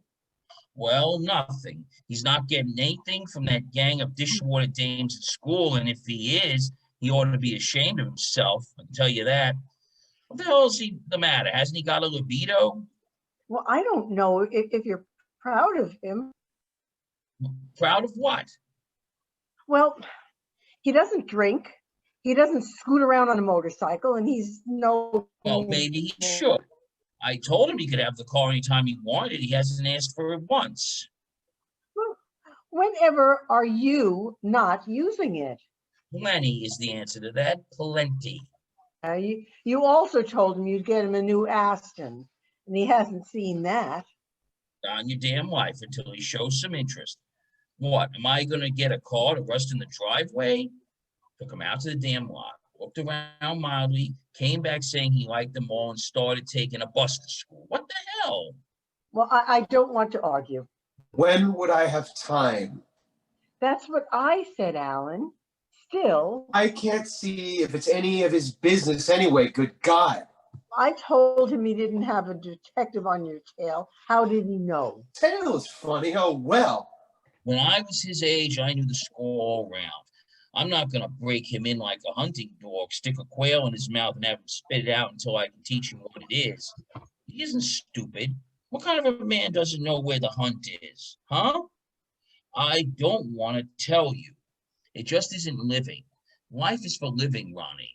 The rest is none too good. I bet 100 times Mom's told me that. Your dad always said the best is none too good. The best is none too good. She used to say I was like him a lot. You're like him a lot. And she was right. Damn it, more right every day I live. No, by God, he isn't like me. Not in your life, he isn't. Maybe I got into trouble and maybe I got with some kids that were a bad influence. I don't say I was an angel, but I knew where the food was and where my hands were and my mouth and my cock and my belly. And if I knew what I had, I knew where to put it too. And I had women. I mean, real women. Hell, the first woman I had was 35 years old, and I was a kid 15. And don't think she didn't teach fast. Hell, I'm younger now than he is. And I grew up in the same goddamn two-bit Nebraskan town he did, so don't pull that. Now, I don't think it's at all unusual for a boy of 17 to be more, well... I don't want to hear it. I'm younger than he is now. You squeal around a corner with the girl's hair flying out, by God, and she's all over you. Wiggling her behind in your lap, by God, you pull over to the curb and let him have it right there. You pull into a garage or a parking lot. What's he gonna do, take a cheap bottle of booze up to some wet hotel room? What does he know? I never went to one cheap hotel room with a bottle of cheap booze in my life. You think I'm gonna sit on those sway-backed mattresses, burn holes all over the furniture varnish? Glass circles. God knows what laid what there. Out in the damn grass alongside the road under nature's clean sky with the wind blowing and stars. All this, that smell of lipstick. Hell, the beaches at night are lined up. Where's he? Huh? God damn it, he's 18 years old. What's he doing, jerking off? Well, tell him, honey. Don't tell me. I'm not interested in seducing young girls. His mother stunted him, neutered him. He's humiliating. Just looking at his damned, all right. He's a damn all right looking guy, or could be. There's nothing wrong with him. He let those two damn phony girls twist up his hair like a pretzel, all curled up like some kind of rock and roll singer. Well, that's what the girls are going for nowadays, I guess. Oh, shit, Ronnie, nowadays. Hair that long, curled up like that, I can hardly sit at the table with him without throwing up. Like a snatch him bald. Nowadays, women go for men, and that's all. Women go for vitality, vigor, exuberance, strength. Balls, for God's sake. What are you talking? Huh? You know, Huh? Dad asked me Oh, hell, go on. last night to contribute $25 each week to the family fund to pay my way around here for room and board. For 12 years, he didn't pay a red cent to my welfare, and suddenly I'm a drain on the budget. Another mouth to feed. God damn. I found out what the mortgage on the house is. Well, I told you that. It isn't a secret, surely. $103 a month? For 20 years, though. Unless you pay it off sooner and you're paying 120, which is what the two girls bring in, they just sign over the checks and the mortgage, actually. Well, that isn't even what they eat. I didn't believe it. And he wants 100 plus a month from me. as my contribution to the gas and food. I don't feel I should be working for you, down there for you. All I bargained was for part-time work and full-time college. I'm a full-time working, and I can't save the money to quit work because you people can't afford to keep me here unless I pay my own way. Well, don't you think you should pay toward it? I mean, because we can't. We'd like you to know that. I didn't think I should pay. I quite frankly didn't think I should pay. I worked down there with noise that would bring down the mountains 7 hours a day when I could pull myself together after school to go. And I didn't really mind it if it was doing something, all right? We're all of us selfish. If I was doing it for tuition and books and school, but paying the rent on Dad's house. Well, you're an equal member of the family, Alan. The inheritance will be divided 3 ways equally between Doug's 3 kids. You'll get just as much as the kids do. What? Well, that's a long time off. What kind of talk? Anyway. I just want you to feel, I want you to know that, Alan, truly. Stay where? By God, when I say come on to work, I mean it. What the hell where are you, sick? All over. I'm not sick. I don't feel like working. I don't feel well. I don't want to go. I have things to do. I don't feel good. Well. Stanley tells me you're never there 5 days a week at least. When you're home frisking around all day like today, by God, you can go to work. Since when didn't you feel well? Since now. What's wrong? What difference does it make? Listen here, mister. If school gets in the way, then you can quit school. I don't see work getting in the way of school. Are you missing there too, huh? No, not yet. You mope around like a sick calf. Now it's about time someone put a firecracker under your tail. See if there's any life in you. You and Penny and the whole lot of you. Maybe you should take liver tablets or something. Perhaps I should. What's wrong? Can't I be sick? If I believe it. There's no goddamn reason why you can't go in except you don't want to. By God, now, Alan, I'm serious. I just want to know one thing. Why should I? Of what importance is the job down? Because I told you to. I said so. I told you to get ready. I wasn't having you make the whole damn carload of us late again. Now, are you coming or not? No, goddammit. I'm not. That's what I said. I don't feel well. I've got 3 chapters to read on... Listen here. Now, once and for all, I'm not going to say this twice now. This has been coming. Do you want to stay here? Answer me. Yes, that's what I've been saying. I told you it's as simple as letting... I mean, do you want to stay here, live here in this house? What?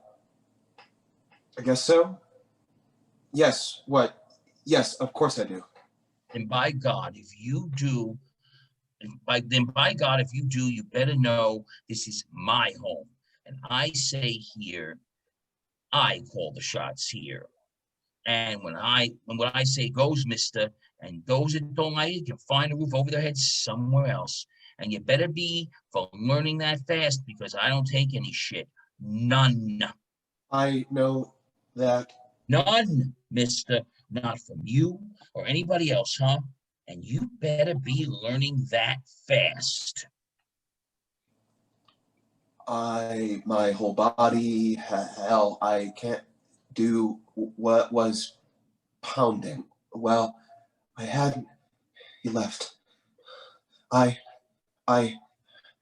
Ronnie went down the hall and I went out, blindly turned around and went out into the backyard and fell down on the ground and bawled like I never remember bawling before or since. Sobbing, now what was going through what was I thinking? Well, of course, all the times I wanted a father and not had one. The times I'd wanted to live with Dad. the struggle mother had had during the war, working in a garment factory. And before that, the little I could remember of Dad. Before, and what I had been told Mom's stories, and my sister, who has been born dead, well, he was out with whomever it was he was out with, and that had always been a picture of him. Mom walking the floor, him coming in here crying. Ronnie was in the house. I was very aware of that. I expected her to come out and talk to me, something. Ronnie and I were close, friends. If I had left then, where would I have gone? I couldn't consider it. I didn't think about going. I couldn't leave. I didn't know what we had been fighting about. I honestly didn't. Not then. Well, neither here nor there. Finally, I got up, aching, and went inside. I knew you went out. I knew you were crying. I didn't look out. I assumed you wanted your privacy. I wasn't going to embarrass you. I just sat, tried to sort the wash, not to listen, cleaned up the bedroom. Penny had vanished, very unlike her. Nobody had seen her all afternoon. Rose finally called at 11 and said she wasn't over there, which was all right, I suppose. At least we knew where she was. I went to bed about 12. Dad came home after work. I heard him in the kitchen making scrambled eggs, I suppose, or French toast. I almost expected him to come in and apologize. All right, I did expect him to. I don't know for what. I couldn't sleep. I got up and dressed after he'd gone to bed, actually went to a bar, a deserted bar. And came home drunk as a lord. Just shouldn't have stayed up. I woke up and wondered where you'd gone. The next morning, bright and early, Dad's photography club went off to the mountains. And I woke up with a hangover, so we begin and end with a splitting headache. And Penny came home to leave. Ronnie?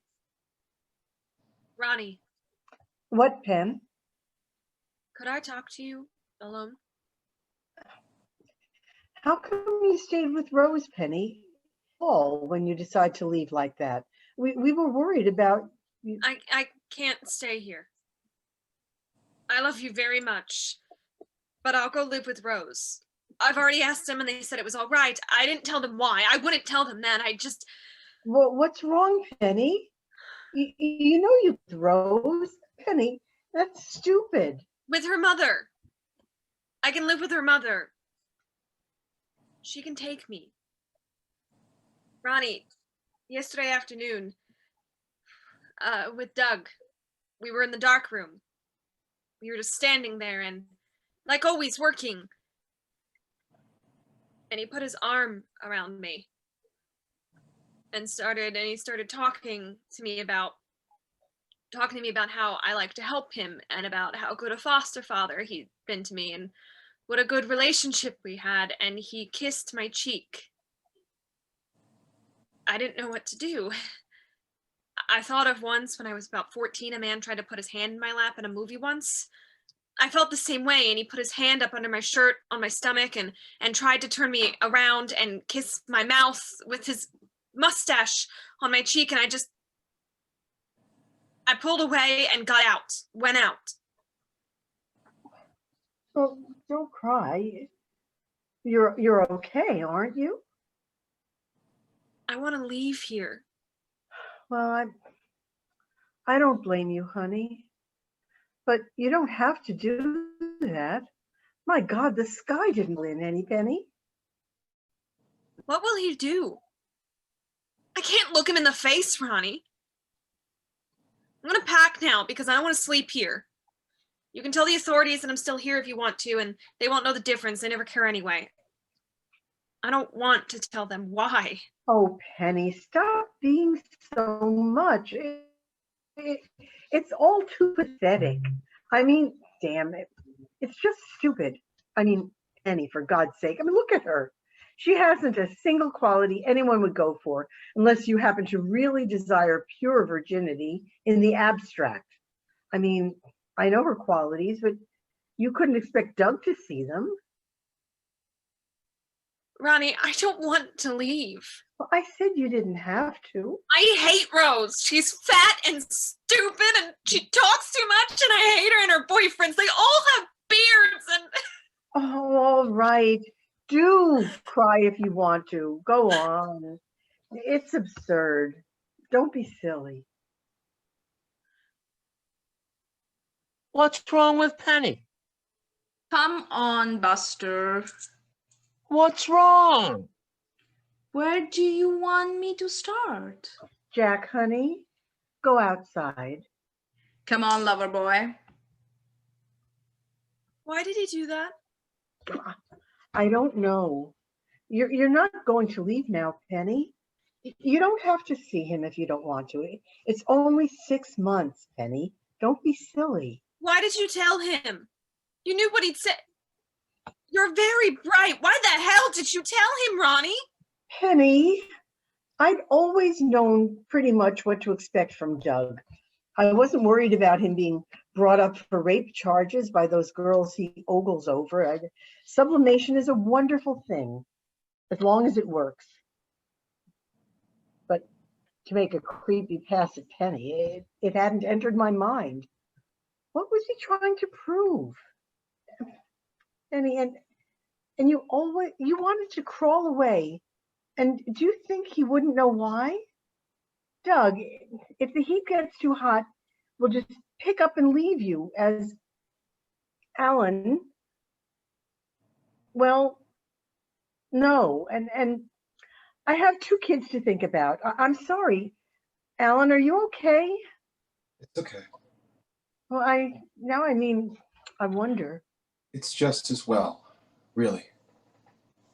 Well, we went up to the mountains this morning. You've never seen anything like it. Some of those places. If you aren't the most ridiculous, childish oaf I've ever seen. Why's that? Penny's in there hysterical. She tells me you made a dumb, sloppy pass at her in the garage yesterday afternoon. If you aren't an ass, to begin with, for thinking she wouldn't come immediately like the shocked virgin and tell me, confess to me. I can't believe you did something like that. I hope you don't delude yourself into thinking she liked it. She wants to leave is what she's thinking. She wants to go live with Rose. I told her that was stupid. If you don't know better than to upset a girl like that, I swear to God, if it's true, you ought to be ashamed of yourself. I know I am for you if you're not.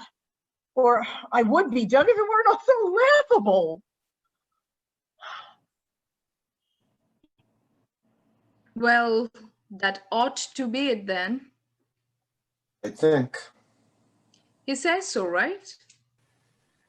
as best as I recall. Curtain.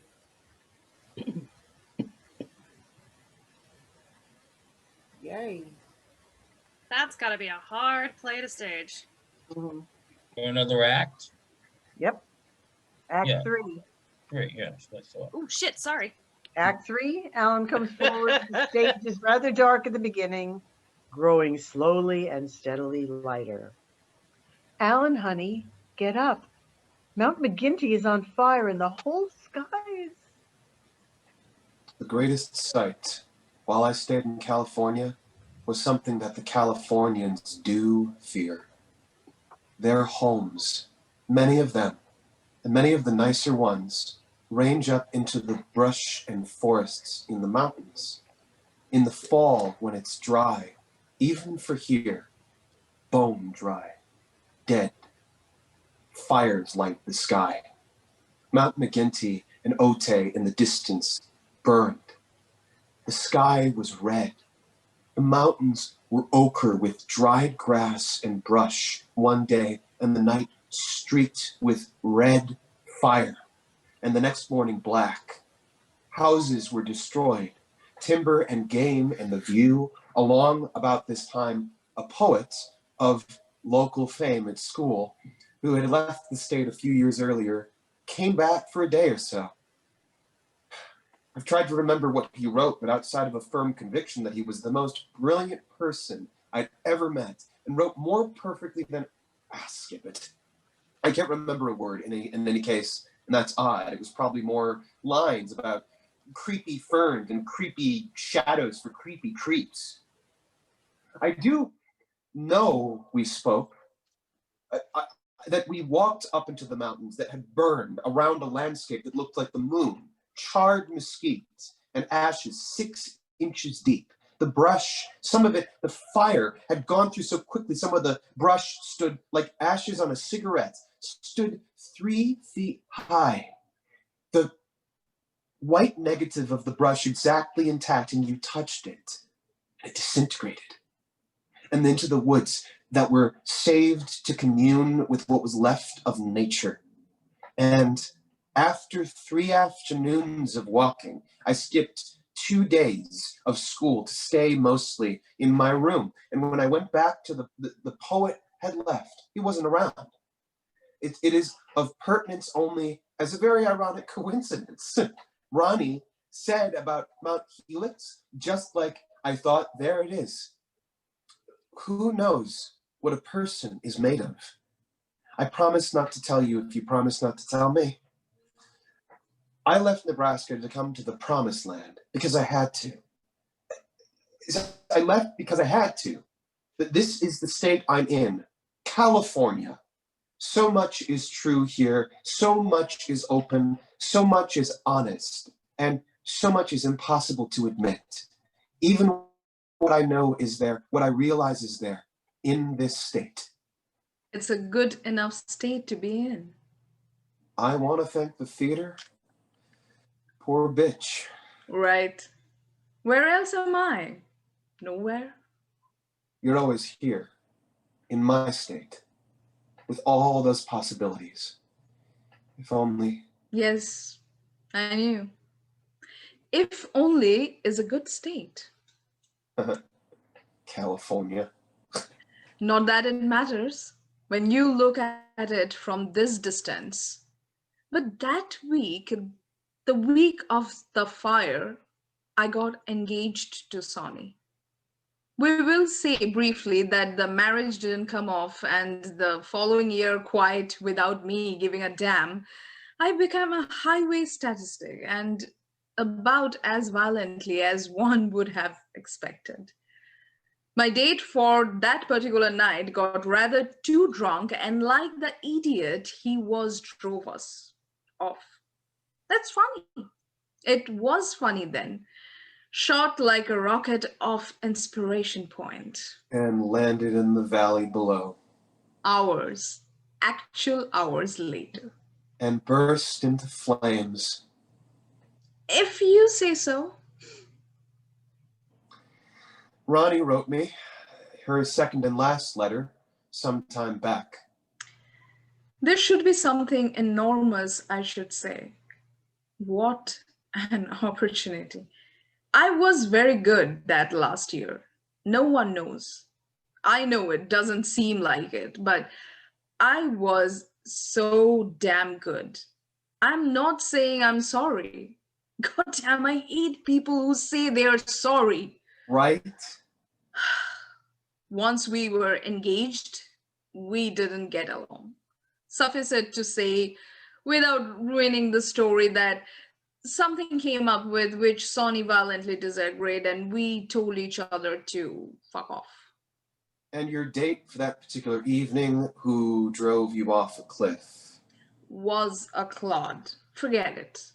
I was aware that we were nowhere about to make the corner ahead, Mountain Road. And I stiffened like I was looking for the brake on my side of the car, and not a word, not a screen. Saw it all. Thought, my God, some car is going to come along and see the barrier torn up on this curve and be scared to death. Saw it all. In slow motion, if you please. And Sonny wasn't with you?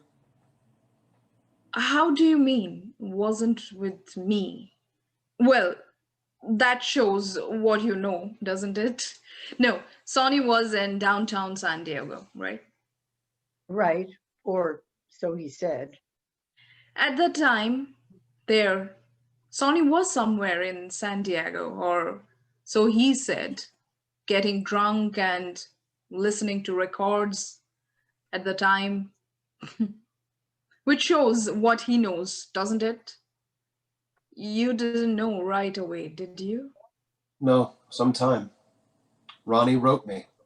He replied to a request for a loan of money. You don't tell me your dreams, Alan, and I won't tell you mine. Deal. Deal. Doug is an excellent provider, Alan. You can't see it, I know, but he is. And I'm an excellent manager, all considered. And I have Jerry and Jack, and they are more important to me than anything in the world. The boys are quite grown, of course, and quite normal, and I'm very proud of them. You would be too. Jerry Bowles. Bowles? Really? Jerry 12, Jerry 15, Jerry 25, Jerry 30, 35, 40, Jerry, and Harry Jack. It's like a cartoon strip, and after one artist quits, another takes over, and you can hardly tell the difference, yet something quite normal, I had hoped. Eccentric somehow. Each his own, I guess. Deal. Not at all eccentric. Not at all, just ordinary.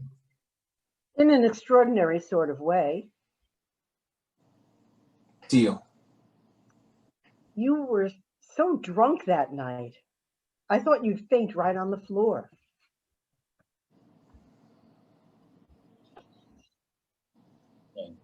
Yeah? Don't care, one way or the other. You always wanted to be a teacher. Not civics, I don't think. I teach civics. I'm not good with them, really. You have to be more of a disciplinarian than anything. Married, right? Oh, yeah. Kids. No white coat? No rice, really, either. So all those deals, some of them get good cards, some of them. And some of them get a lousy hand and haven't the nerve to bluff or the sense to fold. Thanks. Anyway, Alan, I appreciate it. You know, you hardly entered my mind. I had quite a world going on for me there. People are always entering people's minds at an inopportune time.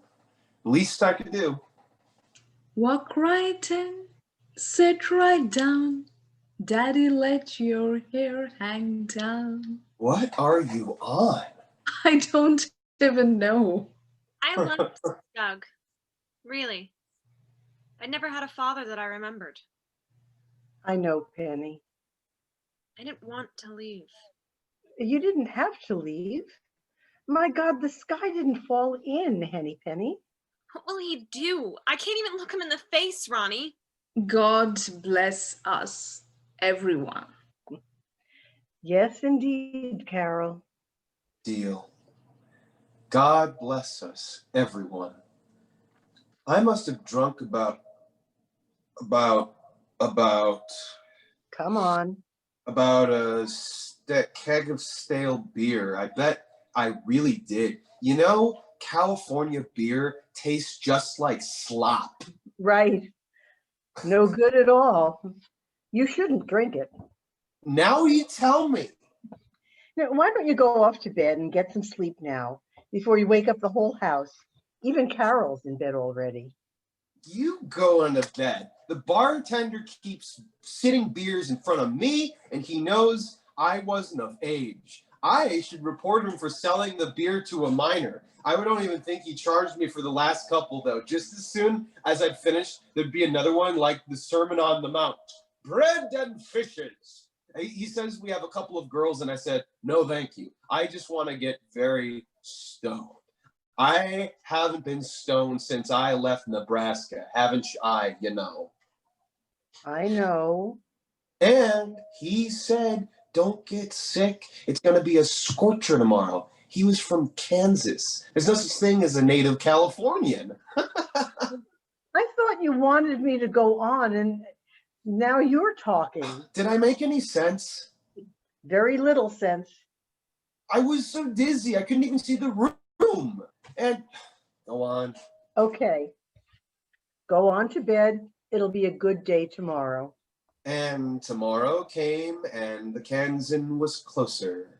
You can tell the authorities that I'm still here if you want to. They never care anyway. They never give a wild flying damn about any of us, really. Who cares about anyone? It's impossible to take seriously. Penny, it's an insult for me, for one thing, which, of course, Penny couldn't know, but I'd expect you to see that. I swear to God, you ought to be ashamed of yourself. I know I am for you if you're not, or I would be if... It's a goddamn lie. Oh, come on, Doug. So you tried to sneak a quick... All that lying bitch is what I'm saying. I might want her to feel at home. Can I put my arm around her and give her a squeeze? God damn. She's never had a father. Her life, the bitch. Not another night under my house, that bitch. If she thinks she can accuse me of, Alan, I want to talk with you. Now, this isn't something that I want passed around. I don't want you to see her face here again. No, by God, she can go to Rose. She can go to hell for all I care. She's not spending another night under my roof. Doug, it doesn't matter. Of course she can. Like hell, it doesn't matter. Doesn't matter. You try to show some affection for someone. I didn't touch the tight bitch. I didn't go near her. What's she trying to pull? And by God, if you believe it, you can go to hell too. I won't have it. I won't have it, by God. I didn't want to cause anything. Why did you tell him? I'm leaving. The whole goddamn bunch of them can clear out for all I care. They can get out now. Why did you tell him? I didn't say you did. I said Penny said you did. I think it's funny. There's nothing to get upset about. Good God, Doug. Why did you tell him? No, by God, I never touched her. She says you kissed her on the cheek. She didn't say any more than that. Well, what the hell's wrong with that? A father kissing a daughter. If I had, I'm supposed to be her father. She's never had a family. What the hell would be wrong with that? If I had, which I didn't, by God. It just isn't important. Well, something is. Alan. What? This is important, more than the girl, as far as I'm concerned. What's wrong? I've not missed work any if. Just let me talk, if you will, please, now. Nothing is of such importance, Doug. I said, goddammit, I'm going to talk now. Doug is going to talk for a change now. I might know something. I don't know. If I had known then what he was thinking, perhaps... Look at me when I'm trying to... Now, you've been avoiding, conniving, and lying the whole goddamn time. Now I'm going to talk. Doug, it isn't necessary to... All right now. Penny, you stay, goddammit, right there. I'll deal with your lies. Jerry tells me that you and Phil have been sitting out at the cliffs in his sparkling Pontiac last night, and night before that, and night before that. With Penny and Phil, yeah. I went into work the following day. I don't know what's wrong. That doesn't interest me. It's your job, brother. You can get fired from it if you goddamn well like. I just want to know if it's true. What? Is what true? I don't know what you're getting at, Dad. I haven't any idea what you're getting at. You goddamn bastard stall for time. You know, don't you? Oh, I don't see any point in... Yes, you are, goddamn. It all fits. Everything fits. Suddenly it dawns. Yeah, and everyone, all your friends at state know it. Well, he has to have I'm talking about Phil, you know goddamn well what I'm saying. He has to have someone to cover for him. He can't spend all his time with the sailors from the queer bars downtown. Everybody else is too wise to fool. Penny wouldn't ask questions. She has to take what she can get, and she deserves just what she takes. If she's a cover-up of some rich queer, she's too stupid to ask questions. I feel sorry for the lying bitch if she's that stupid. You're not dumb. I thought you had some physical problem, maybe. I should have been wise, man. It's sure easy for you going out with Penny and him. What are you, holding hands behind her back? Lie. That's no. Then what are you doing? What are you saying? I'm saying you're through around this house. Not with my kids. You're not going to make sissies out of my two boys, and you're not going to breathe in my house, not my air anymore. That's a lie. How can you say that with Penny here? She knows better, and Jerry knows better. Penny knows goddamn well it's true. Look at her. Ask her if he's once tried to lay her or even thought about it. Hell, ask Carol. Carol knows it, and Ronnie knows it, and every other goddamn person in the county knows it, and you do too. He's famous. Everybody's so goddamn afraid to hurt, disillusion little Penny's feelings, so they let her live in a dream world. He must be laughing himself silly. Hell, he must spit on her. He knows a good thing when he sees it. Ask Carol. Well, is it true what you mean saying it? What do you mean by saying that? Not in my house. He never touched me. I don't know why you can't leave my sex interest alone or to myself.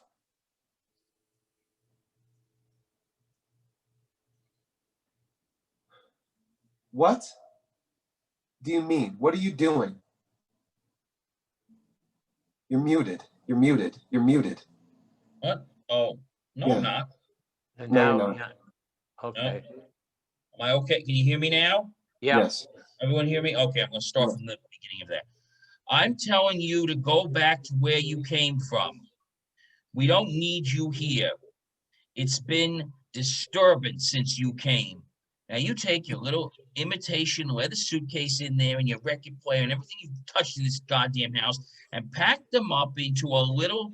No, by God, damn you. I'm going to say one thing. You're lying. And I don't know why, but you are, and you know you are.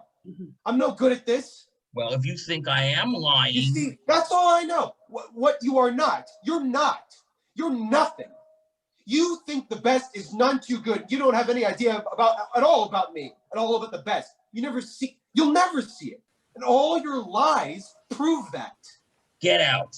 That's all I want from you, mister. That's all. That's all. Just go on. Out. That's all. Murderer.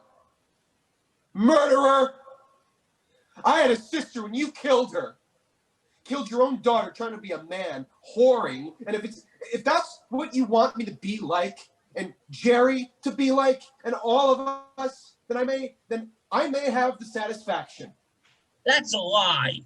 That's a lie. No, you killed her, as well as you beat her to death. Jerry's sister and Jack's sister and my sister. You drove Mother insane with your whores, and you're so proud of it. And you've come out here with her, and you're never gonna forget it. That's a goddamn lie. She never.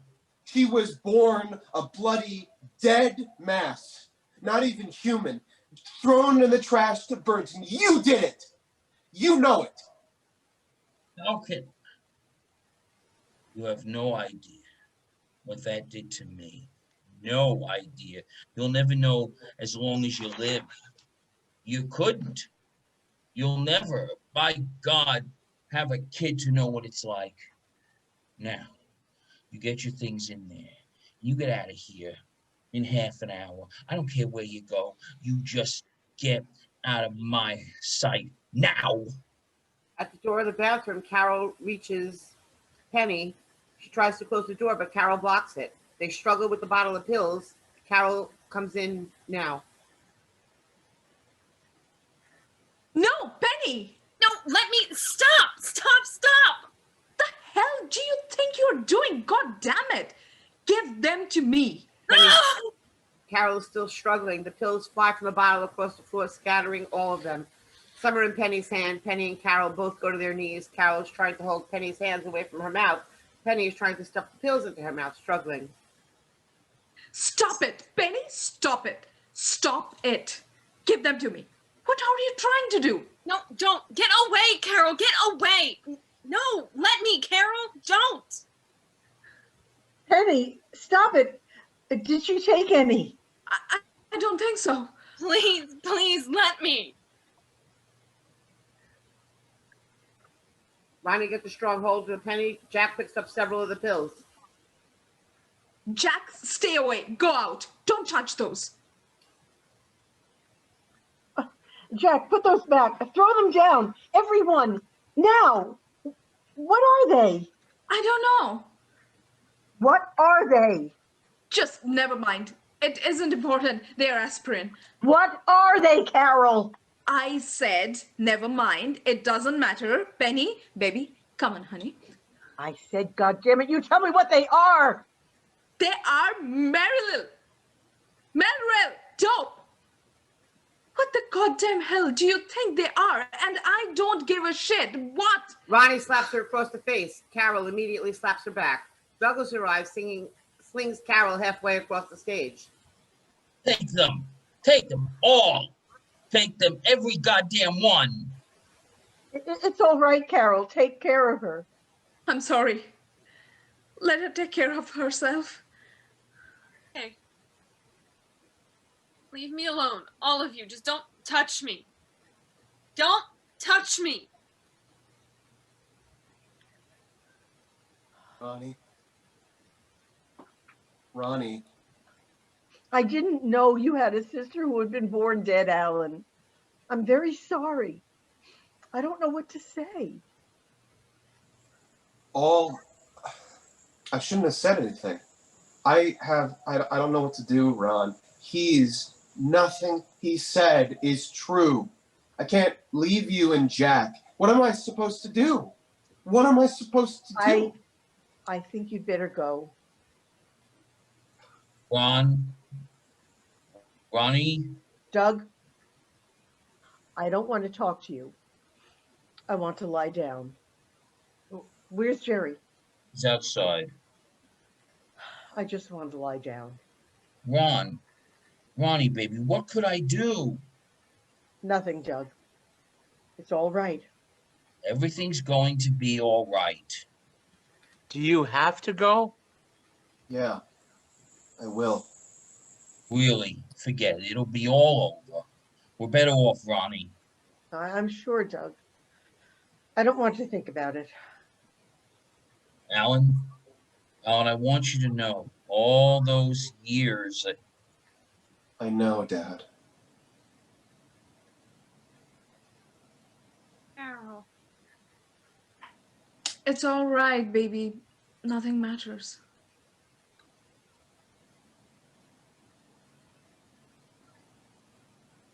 I don't want you to leave. You just got here. It's okay, baby. Really, don't. Baby, it's good to remember that someone said that. all those years I wanted to help. What was I supposed to do? Please. Please, take me with you then. Baby, I will. Really, don't worry. You're 8 years old and a little white orangutan. Really, though? You let me go with you, Alan? Can I? You will, Jack, I promise. Hugged me.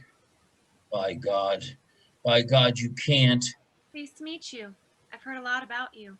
No matter what anybody anywhere says, you can't separate a kid from his father. Alan, are you awake? You're muted. Alan, are you awake? Night. Good morning. Thanks. Anyway, Alan, I had quite a little world going for me. Walk right in, sit right down. We had orange trees and plum trees and a fig tree. If you have the faith the size of a mustard seed, you can move mountains. I know she must have told you something about me. I'll probably teach. I like kids. Welcome, Alan. Welcome. Hello. Lights!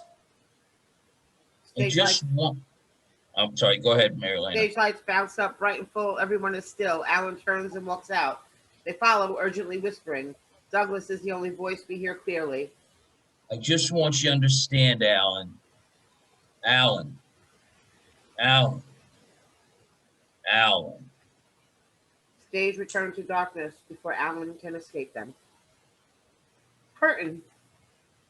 Oh, Wow. that is a Now that's snore. a hard stage to play, or a hard play to